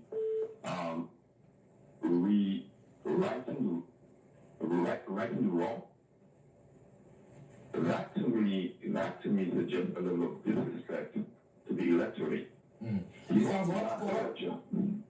It represents a level of disrespect to the electorate. You lost the last election by 17-2. All right? Or what was it, 16-2? No, 15-2. 15-2, right? And you're going to come back this time with right and wrong. And it was sense. So you don't like you think it was not an effective campaign slogan? Yeah, it was disrespectful. Okay. Yeah, because I mean, if you lost 2, you're going to come in something more effective. Why you lost? How you make it better? Stuff like that. But if you do it as a wrong, you're saying, listen, we don't consider that we even lost. That makes no sense. You lost 15-2. Yeah. Now you lost 16-1 most likely, which confirms that the electorate spoke the first time. You never listened. You know? So I think the entire mindset has to change. And there has to be a level of proper competition. But I think the UWP as it stands is not ready yet. You've got to respect the electorate. And thank you so much. Okay, thank you so much for calling. We continue to take your calls. Once again, Election Day 2025, your voice, your vote. Another call. Good evening to you on the air. Hello, good evening. Good evening, Jim. Hi, good evening to you, caller. Yeah, I must say congratulations to the Social Labour Party crew. You know, the team that actually put everything together. The victory is for St. Lucians, not for one, but for all. The Labour Party, I know for a fact that they're going to work for all. And GPH is here to stay. Thank God for that, because I know there's a lot of progress will be taking place within the GPH organization. I don't care what people say, but it was about time something was done with the pots that we have. We had a layback for many, many years. Same thing, and nothing changes. Today, we will see changes. The Prime Minister, Philip GPA, congrats to you and your team. Let us move on for all solutions. The Labour Party, United Workers' Party, the Independence Group. It is not about the St. Lucia Labour Party. It's about St. Lucia now. We have a country to bring forward. And I'm calling on the government to look after all. Let all fit into the basket. We can all eat from that one basket. It is St. Lucia for all. Thank you, team. All right, sir. Thank you so much for calling. Yeah. Let's go over to Mr. Joseph. 13 seats called for the St. Lucia Labour Party. The latest is Alabri, Alva Baptiste with 2,237 votes. Laura Pierre of the UWP, 490 votes. So the seat count for the St. Lucia Labour Party is 13 to the 1 seat of the United Workers' Party. And then you also have one independent. And one independent, pardon me, in Castries Central, Richard Frederick. Okay, thank you so much. Let's continue with our calls. Good evening to you, Election Day 2025. Good evening, team. Good evening to you, caller. I want to congratulate the St. Lucia Labour Party on their victory. The team, I would tell you that of the late in the campaign, there were some pronouncements that the leader of the opposition Alan Michael Shastney made. And Tim, it hurts to the core as a mother, as a single woman, to say to St. Lucians that the gangs had something good from it. Tim, as we speak, you know how many mothers, how many parents are still hurting over the death of their child or children, their son or whatever? And to make that statement, and the other one to top it all off, for Tommy Descat to say, the gang is yellow? Tim, we have had too many gang things going on in St. Lucia for that to have been on a platform, you know? I don't know what it is to have lost a son, whether through natural causes or through gangs, but Tim, every child, I am the mother, every child on St. Lucian soil is my children. And if we look at these things deep within, and I'm telling you that, it hurts to hear the leader of the opposition saying that the gangs were good for St. Lucia. Mothers are still hurting. Mothers are still crying as we speak. And that was not nice on a political platform. So St. Lucians came out and they decided to reject the UWP. I pray God that we can heal from all of it, because at the end of the day, whether UWP had won, we are all won. But Alan Shastney and Tommy Descat have to sit back and go over these tapes and tell me, come out, be the men with balls, and come out and apologize to the St. Lucian parents who have lost sons in very circumstances, and they are still grieving. And I grieve with them, because I'm a mother of one son, one daughter. Thank you, team, and good night. Okay, man. Thank you so much for calling.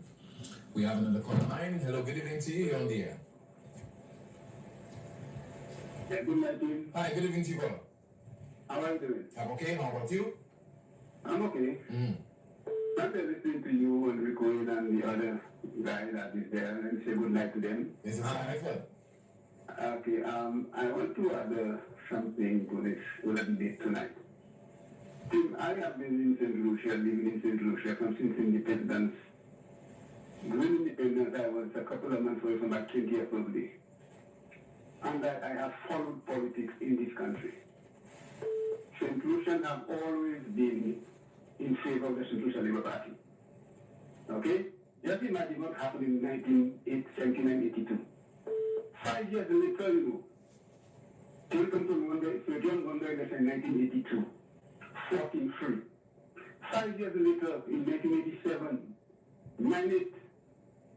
So John did another election again, 9-8, and until you know what happened, somebody was the floor. So you see the St. Lucia they have always been a force to be reckoned with. Now coming back to Mr. Shastney's prime ministership from 2016 to 2021.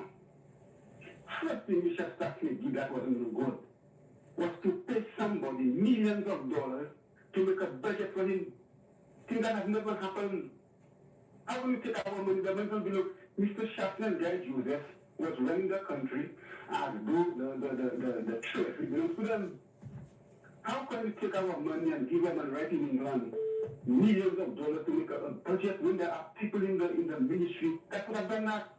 As it was proven when COVID struck. When COVID struck, he had no choice. Same people he rejected had to do the budget from 2019 to from the end of his era.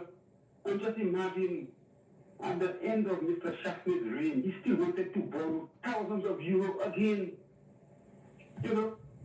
So all this, you know, as a man, as a St. Lucian, how can you tell me I cannot get help from the government and my money is going to enrich other people? I mean, Philip Jota came in and said putting people first. Putting people first. And you heard Mr. Alan Shastney said he could not see how putting people first could ever work. You know, and as the lady just said about the gangs, you know, and Kaka talking about if you snitch, you sleep. That is gun language. That is criminal language. If you snitch, you sleep. In our own Creole word, That's what it is. I have to respect, you know. I mean, you must have respect for the electorate. And Mr. Alan Shafter says, Mr. Alan Shafter to me, he's not a politician. They bring him into that. Okay? Because first thing you have to understand in St. Lucia, our vote is being counted by one. So if a politician wants to make enemies, he cannot be a politician because vote is being counted by one vote. You can win by one vote, you could lose by one vote. You know, when Janine Compton should have been as a marine biologist, Mr. Shafter said that the lady don't vote, so he support his party. And secondly, she ran independent, you know. But he, we were mentioning Sojourn. And we have no connection with Sojourn family. Huh? Let us come. Mr. Shafter, that's why I'm saying to you, I always know that Mr. Shafter is going to lose this election. Because Mr. Shafter, when you don't have no luck, after 5 years, after 5 years of prime ministership, you mean to tell me on Facebook you have to tell me who Alan Shafter is? I don't have enough evidence what Mr. Alan Shafter was doing to know if he's friendly or not. On Facebook you have to put that. United Park have to put on this kind of thing. You know, on Facebook. We are not stupid. People of St. Lucia, we understand, and Philip Jete has done, everything Philip Jete has done is to help St. Lucia, and that's what we need. We need help. You cannot be on their own. We need help. You know what help is? We need help. And Philip Jete helps a lot of St. Lucians. All what he does is to help people, and that's what we need. When you get, in another speaking, if you have a brother, and each of you have a son, you, Mr. Stephen, you're taking care of your son, and the other brother don't give a damn. What is it? You don't think your son will be in front, better equipped than that was not taken care of? We have a country. We have to understand that country money belongs to us. And I believe St. Lucian not taking enough pride, enough interest in the treasury. And we are too divided in this country. We're supposed to come together as a people, no matter which government that's in power. Nobody is my enemy when it comes to politics. My fellow friends, my brothers and sisters, those I interact with, we cannot be enemies. We have a government in power. We can come together to get the best out of them because it's our money. Okay, let me get some reaction from the panelists. All right, thank you very much. All right. Okay, got it. Rick, what's the answer to this? Well, I don't have any comment on that because we heard this was the campaign. That was the campaign. Can we know what was the gang comment from Mr. Chastney on the platform? What was the gang comment specifically? Well, he said that basically the gangs they have played a role in the country in terms of trying their utmost to address issues relating to crime and so on. Okay. You put a positive spin on gang-related activity. You see that one coming from a politician on a platform. That's interesting. That big picture from the callers so far, as someone coming from outside of St. Lucia having observed the campaign, I'm just hearing criticisms of Mr. Chastney as what people view as maybe shortcomings. Sure. Good evening. You on the air? I think how you did, buddy. Okay, call up. Good evening to you. Man, I put up 17-1 your game, but like you fellas bruised us, man. You saw that 17-1? Yeah, I thought about doing 17-1, man. Oh. But we don't talk to me. But we don't have 18 seats. Why is it 17-1? Yeah, because I know you're going to lose all the campaign you're doing. All the campaign you're doing. Let's be realistic. Don't tell me no caller. All right. Thank you so much. Thank you so much for calling. Yeah, you were saying? Not just that big picture, the callers so far, for the most part, some of them are congratulating the Labour Party, but I'm hearing more criticism of, I'm not going to take it and run with it, but I'm saying that big picture, I'm hearing criticisms of Mr. Chastney's, what people see as his shortcomings, and they're attributing the loss to him. This goes back to what we were talking about earlier in terms of the popularity, the leader, how far that can take the party. I remember a caller, one of the first few callers that we had was talking about how Mr. Chastney, for him, that he can't support the party with Mr. Chastney did. So I take Rick's point about, when people don't vote, you have an opposition party that performed poorly on your last occasion. You're hoping that it's either your party or you're hoping for more opposition, but then people stay home. When people stay home, it's tantamount almost to a vote for the party that's trying to make some ground in this environment. And that's interesting to understand. People would rather stay home than support Mr. Chastney, who they see is limited in these ways. But I also understand that emotions are running high at a moment like this, so people will, I don't want to say come up with the pitchfork, but come up with knives drawn for Mr. Chastney if ever they had something to hold against that particular leader. One thing I did want to comment on is now this outcome in Shwesa, where the UWP has lost its seat, and I don't want to say, by no means is it the seat that swung the election, but it was of keen interest to me to see how that seat was going to go, and the Labour Party appears to have reversed its fortunes from 2021. In that seat, they went from 43% support there to 57% for the UWP, to almost a reversal of that. It's 54% now for Labour to 46% for the UWP. So the question mark will have to be asked, especially for people here that follow the election, the campaign closely, and also the lead up to the campaign. What would have led to that reversal of fortunes for Mr. Bradley Felix, and why Mr. Chastney has been able to retain his seat. Mr. Felix in turn lost his, and that went over to the Labour Party. Last thing before I hand back over to you, Tim, is I'm still, Denry Sophie asked a question earlier, if he could say anything on it. On my last look at it, we're still waiting for 01 polling division to come in and see how that constituency will end up. But last day's check, it was 1,094 votes to SLP, and it was 1,005. So about 90 votes separating the two candidates, and it could still go either way. So we're still watching that one. Okay, let's continue with the calls. Good evening to you on the air. Hello. Hi, good evening. Good evening, how are you doing? Okay. Yeah, I want to say, this population of people. Well, there's some feedback. Okay, let's see if we get some more calls. Hello, good evening to you on the air. Yes, good night. Hi, good night to you, caller. Yes, sir. I would like to congratulate Mr. Philippe J. Pierre, Mr. Kenson Casimir, and also, I know my boy, Stevenson King, Will. Congratulations to those guys. And I will give you. All right, caller. That's good. Steve, Yeah. I'd like to say you just sell out for Lucia last year. You just sell out. All right, caller. Thank you so much. Let's continue with your calls. We take some more calls. Hello, good evening. Hello. Hello. Okay, we lost that show. He's saying that I'm a sellout for St. Lucia.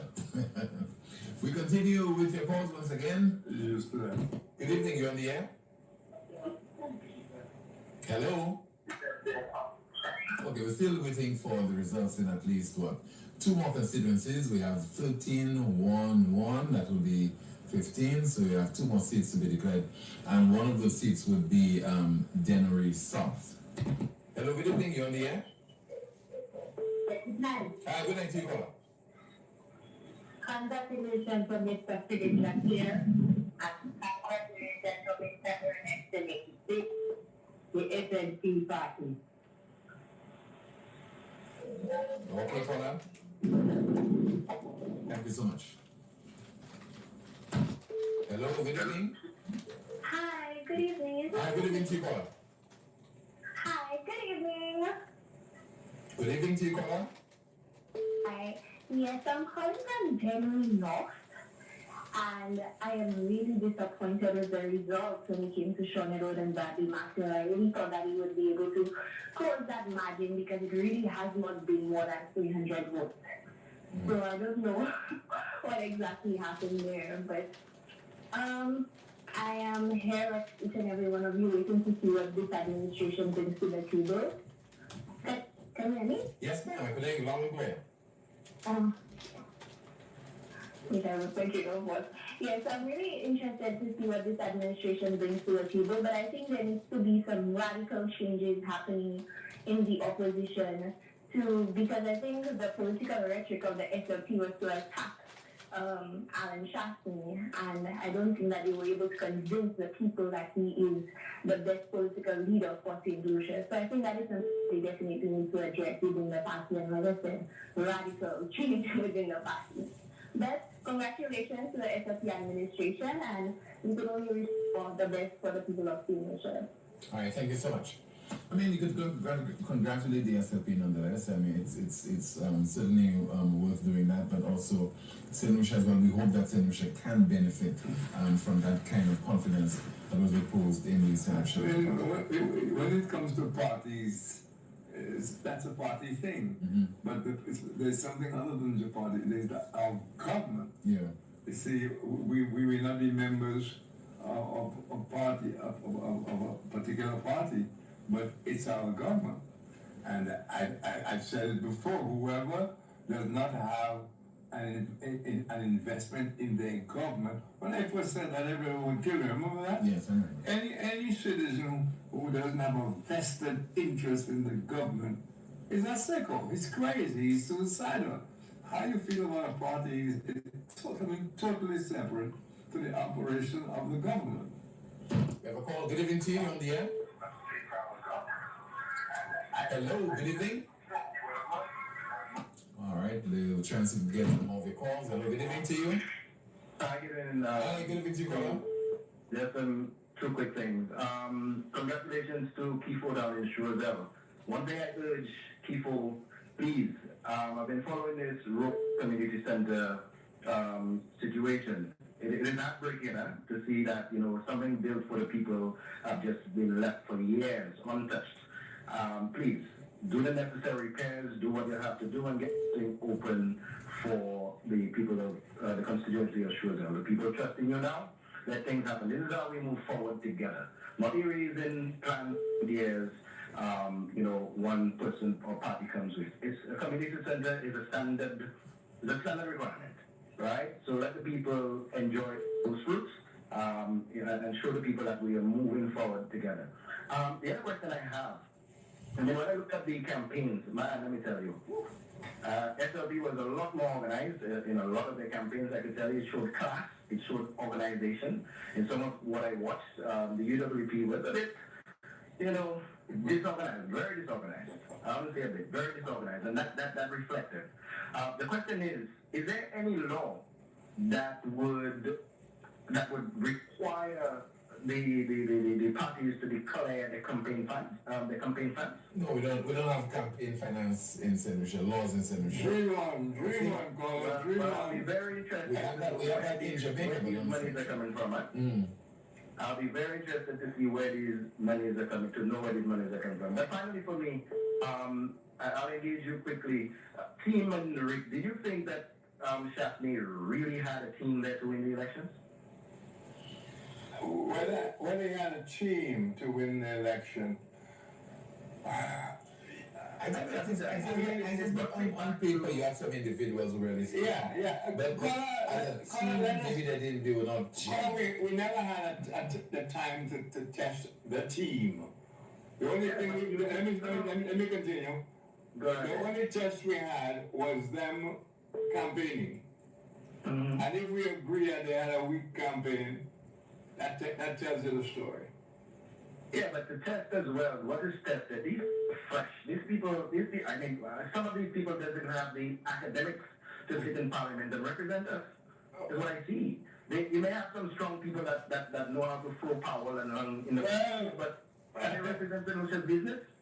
Well, that's a nice, interesting long story, because we have had major intellectuals and university grads and whatnot, and they turn out to be a total pig in the butt. Of course. But it's more careful having somebody who have no clue. Who have no clue, no background.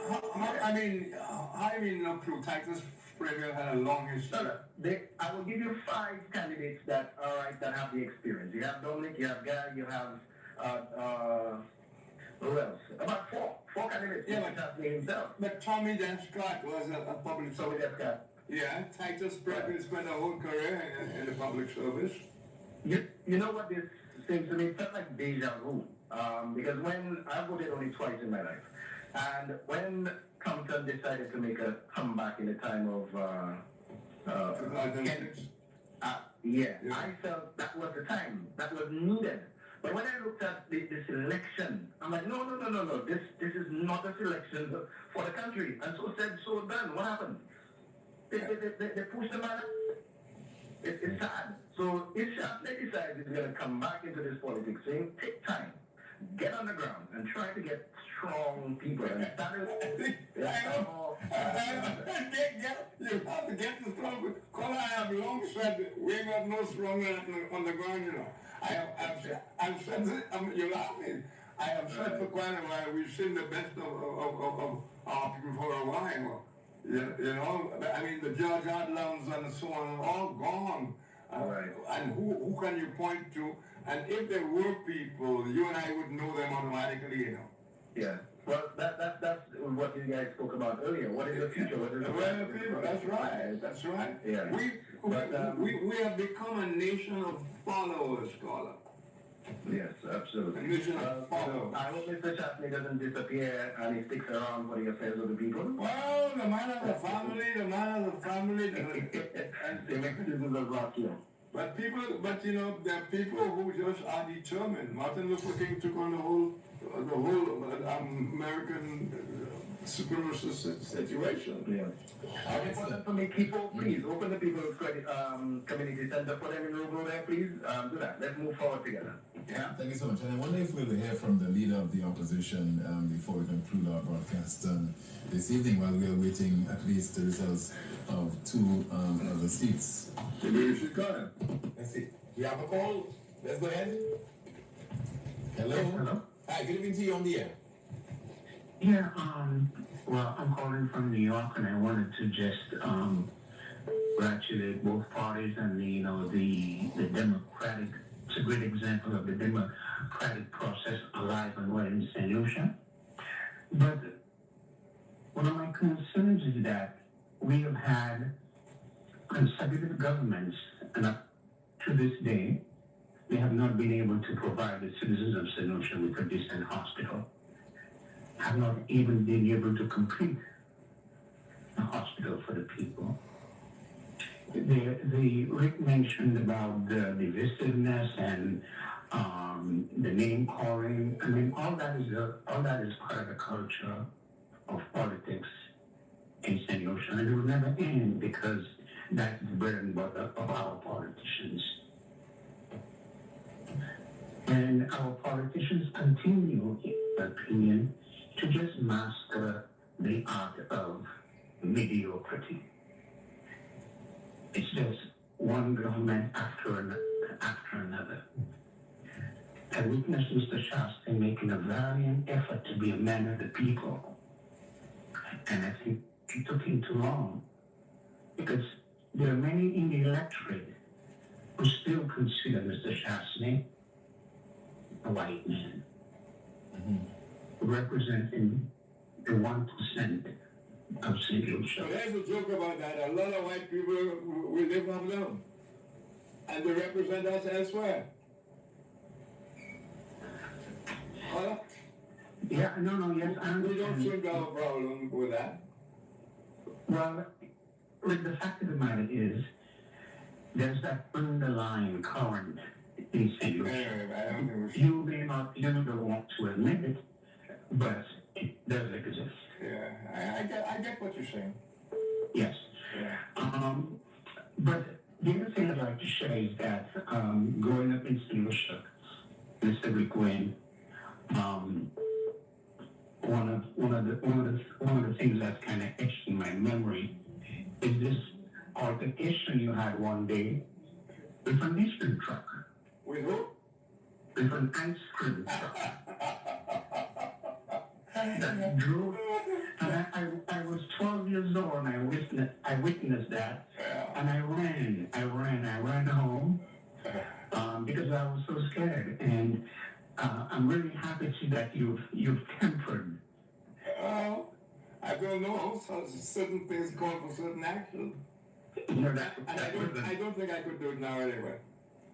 Okay, but thank you so much for the coverage. I'm sitting here in New York City, taking it all in, and thank you very much. Okay, sir. Thank you. Thank you so much. Have a good evening. We continue to take Everybody knows calls. the story about me. Yeah. We have another call. Good evening, you on the air? Hello? Jim, I just want to say one thing. I'm calling on the Central Labour Party supporters to cease. Tim, Yes, caller, you're on. I'm calling on the Central Labour Party supporters to cease from disrespecting the talk show hosts, because they have their own opinion, they have their own mind, their own direction, their own thoughts. So we need to respect them. We need to respect him. We need to respect Rick. We need to respect the others. We couldn't come out not because the Central Labour Party win, so that we feel we could just come and attack the gentleman. Everybody has their own direction, how they think and what they feel. So today is the day where we all celebrate. But at the same time, do not come on the air and try to disrespect these men, and women. Our direction now is to move positive, bring all solutions together and move forward. With togetherness, we could make St. Lucia a better place. Thank you so much for calling. Yes. Corey, you have a comment to make? No. I'm just observing the numbers, and the numbers seem to be essentially in for the night. I will have a look back at Danbury South periodically. So that seat has been called for Alfred Prosper. There we have it. That to me was the UWP's one final chance to make good on something beyond the one seat. But if it's gone to the Labour Party, well, that's it for them. Yeah. Marginal.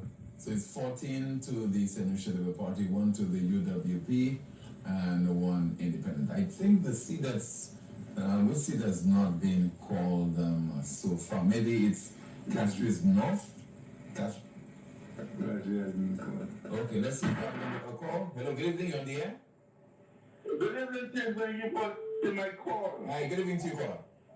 I think that there is a very interesting scenario that has developed before us. Take it by the figures. St. Vincent's results and St. Lucia's results were identical, 14-1. The two independents don't come. So therefore, we have an interesting situation where the political leaders are the cheeses that have stood alone. Mm-hmm. And I believe there is one thing that both of those two gentlemen can do for us, St. Lucia and SVG. I think they both should just resign, allow a by-election to occur, and allow fresh leadership to emerge for their respective parties. I think the two of them carrying on as leaders of opposition for 5 years are just not going to aid the development of our democracy. I think they're going to set back both of their parties for another 5 years. That's my humble opinion. Have a good night, gentlemen. Okay, thank you so much. We have another call. Hello, good evening, you're on the air. Hello, good evening. Hi, good evening to you, caller. Okay, 1 second. I think there's a delay. So I'm observing and I'm following the coverage. This coverage. And I realize that for the St. Lucia Labour Party, congratulations to them. They've done a phenomenal job in securing the number of seats that they have. One thing I would say is that UWP's party seems to have achieved quite a bit of low-hanging fruit in the 5 years. And because of that, they were able to secure another 5 years, right? At this particular time, the UWP has the opportunity within the next 5 years to determine what it is they want to achieve in the following upcoming election, right? Or when that's going to be in the next 5 years. So, I mean, kudos to the Labour Party at this time. However, the UWP now has an opportunity to regroup. I mean, there's nothing that could be done at this point in time, except for the St. Lucia Labour Party to continue. What they have now is a bigger mandate. They have, I believe, greater things to accomplish at this point. So, you know, they would have to make good on that, which would be a bit more of a challenge for them, you know, to retain a third term. So at this point, you know, we just all have to ensure that, you know, we work together, we hold each other accountable, and we continue to do what's needed for the benefit of the country, for the benefit of St. Lucia. Okay, caller, thank you so much. Yeah. Corey, any observations? I don't know that there's much more that one can say at this point. Take another call. Good evening. Hello, you're on the air. Okay, we lost that call. We have another contributor. Hello, good evening, you're on the air. Hello. Hi, good evening, caller. Watching voters today. Okay, Yes. caller, the feedback. Turn down the volume of whatever device you are using to listen to the program, please. I'm watching the voters today. Okay, caller, we'll have to cut you off. Let's see if we get another call. Good evening to you on the air. Hello? Hello? Hi, good evening to you on the air. Yes, Chairman, I have a question for the analyst there. Sir, what is your take on debates between the political parties in an election? All right, thank you so much. Not sure I understand the question. Yeah, you said the need for political debates, debates between leaders. I guess I feel about the debates the same way I feel about the manifestos. It certainly gives us fodder, but I don't know that how the two leaders debate is ultimately what you should be using to make your call on the election.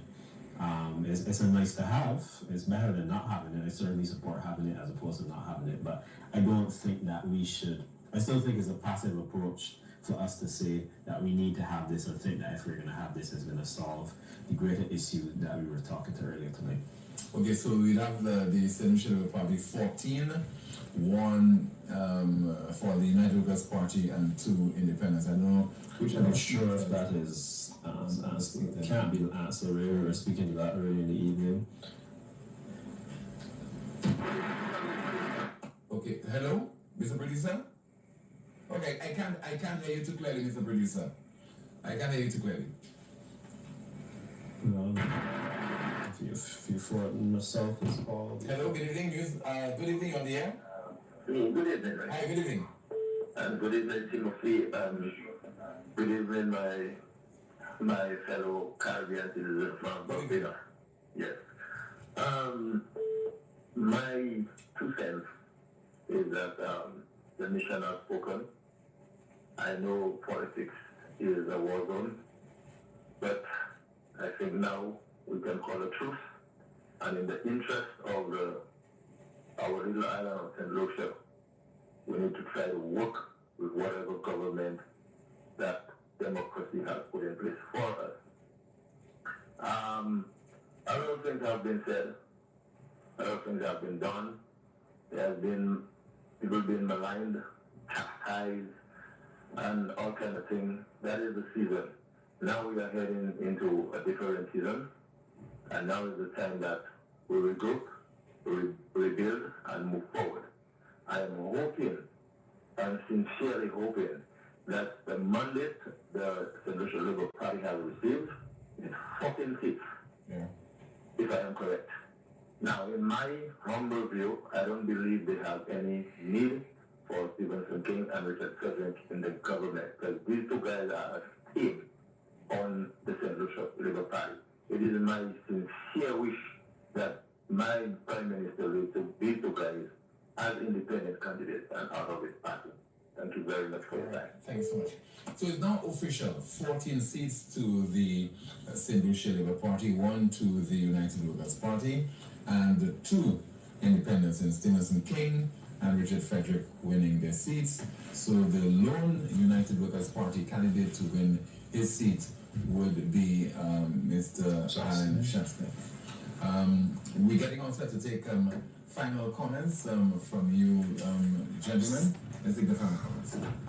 A compelling race. I certainly enjoyed the proceedings this evening. Once we got in, my main comment is on the swing. I know that's not something that the average viewer might be able to relate to, but it tells you the underlying story of what I have. And if we expect governments of the day, the ruling party, to perform less well going into the election, and we have one that's improved on the performance, it lets you know what the electorate thinks of that government and their performance in the first term. So that's my takeaway from tonight. Rick, you have the final word. I'm not much. I want to, for 100th time, congratulate Philip Pierre and his party, but he in particular. I hope. I mean, he's very experienced, so I don't think there's much I can tell him, but I hope he's going to pay attention to those important things that he spoke about that he didn't mention, and I'm hoping at what he's talking about, that, for example, the CARICOM thing in Venezuela, and bringing the people together, because people is likely to have the best legacy on judging him on now. His legacy looks good. All he has to do now, do everything possible. It needs to be seen to be doing everything possible to bring St. Lucians together as much as possible. We're not going to be any united people. Black people have a problem with uniting anyway. So, but it needs to bring the people as closely together as would allow them to work with a common cause. We can have all our little things against one another, we're human beings, but we have to have the common cause of improving life in St. Lucia generally. And I hope he's the best guy to do it. He has the personality to do it. He has the mandate to do it. So let's hope he does it. Thank you very much, Rick Rain, for being part of the panel, and a special thank you to my Barbadian friend. Thank you so much, Corey Nicholas Sanford of the Caribbean Development Research Services, Cadres, for being my guest on this evening. Certainly your presence made a difference on the broadcast. Thank you so much. My pleasure. And to you, thank you so much for watching. And of course, what we, as always, what we want to do is to say to the government, the new government of St. Lucia, congratulations to you, well deserved. I have been saying for 1,000 years, after every general election, the people made the right choice. The people are not fools. Don't second guess them. They have made the right choice, and we have to work with the new administration to ensure the success of our nation. My name is Timothy Polion, saying good night. Please join me tomorrow afternoon, 12:30, for the most monitored talk show in the world, New Spain. Good night, and see you next time. Good night.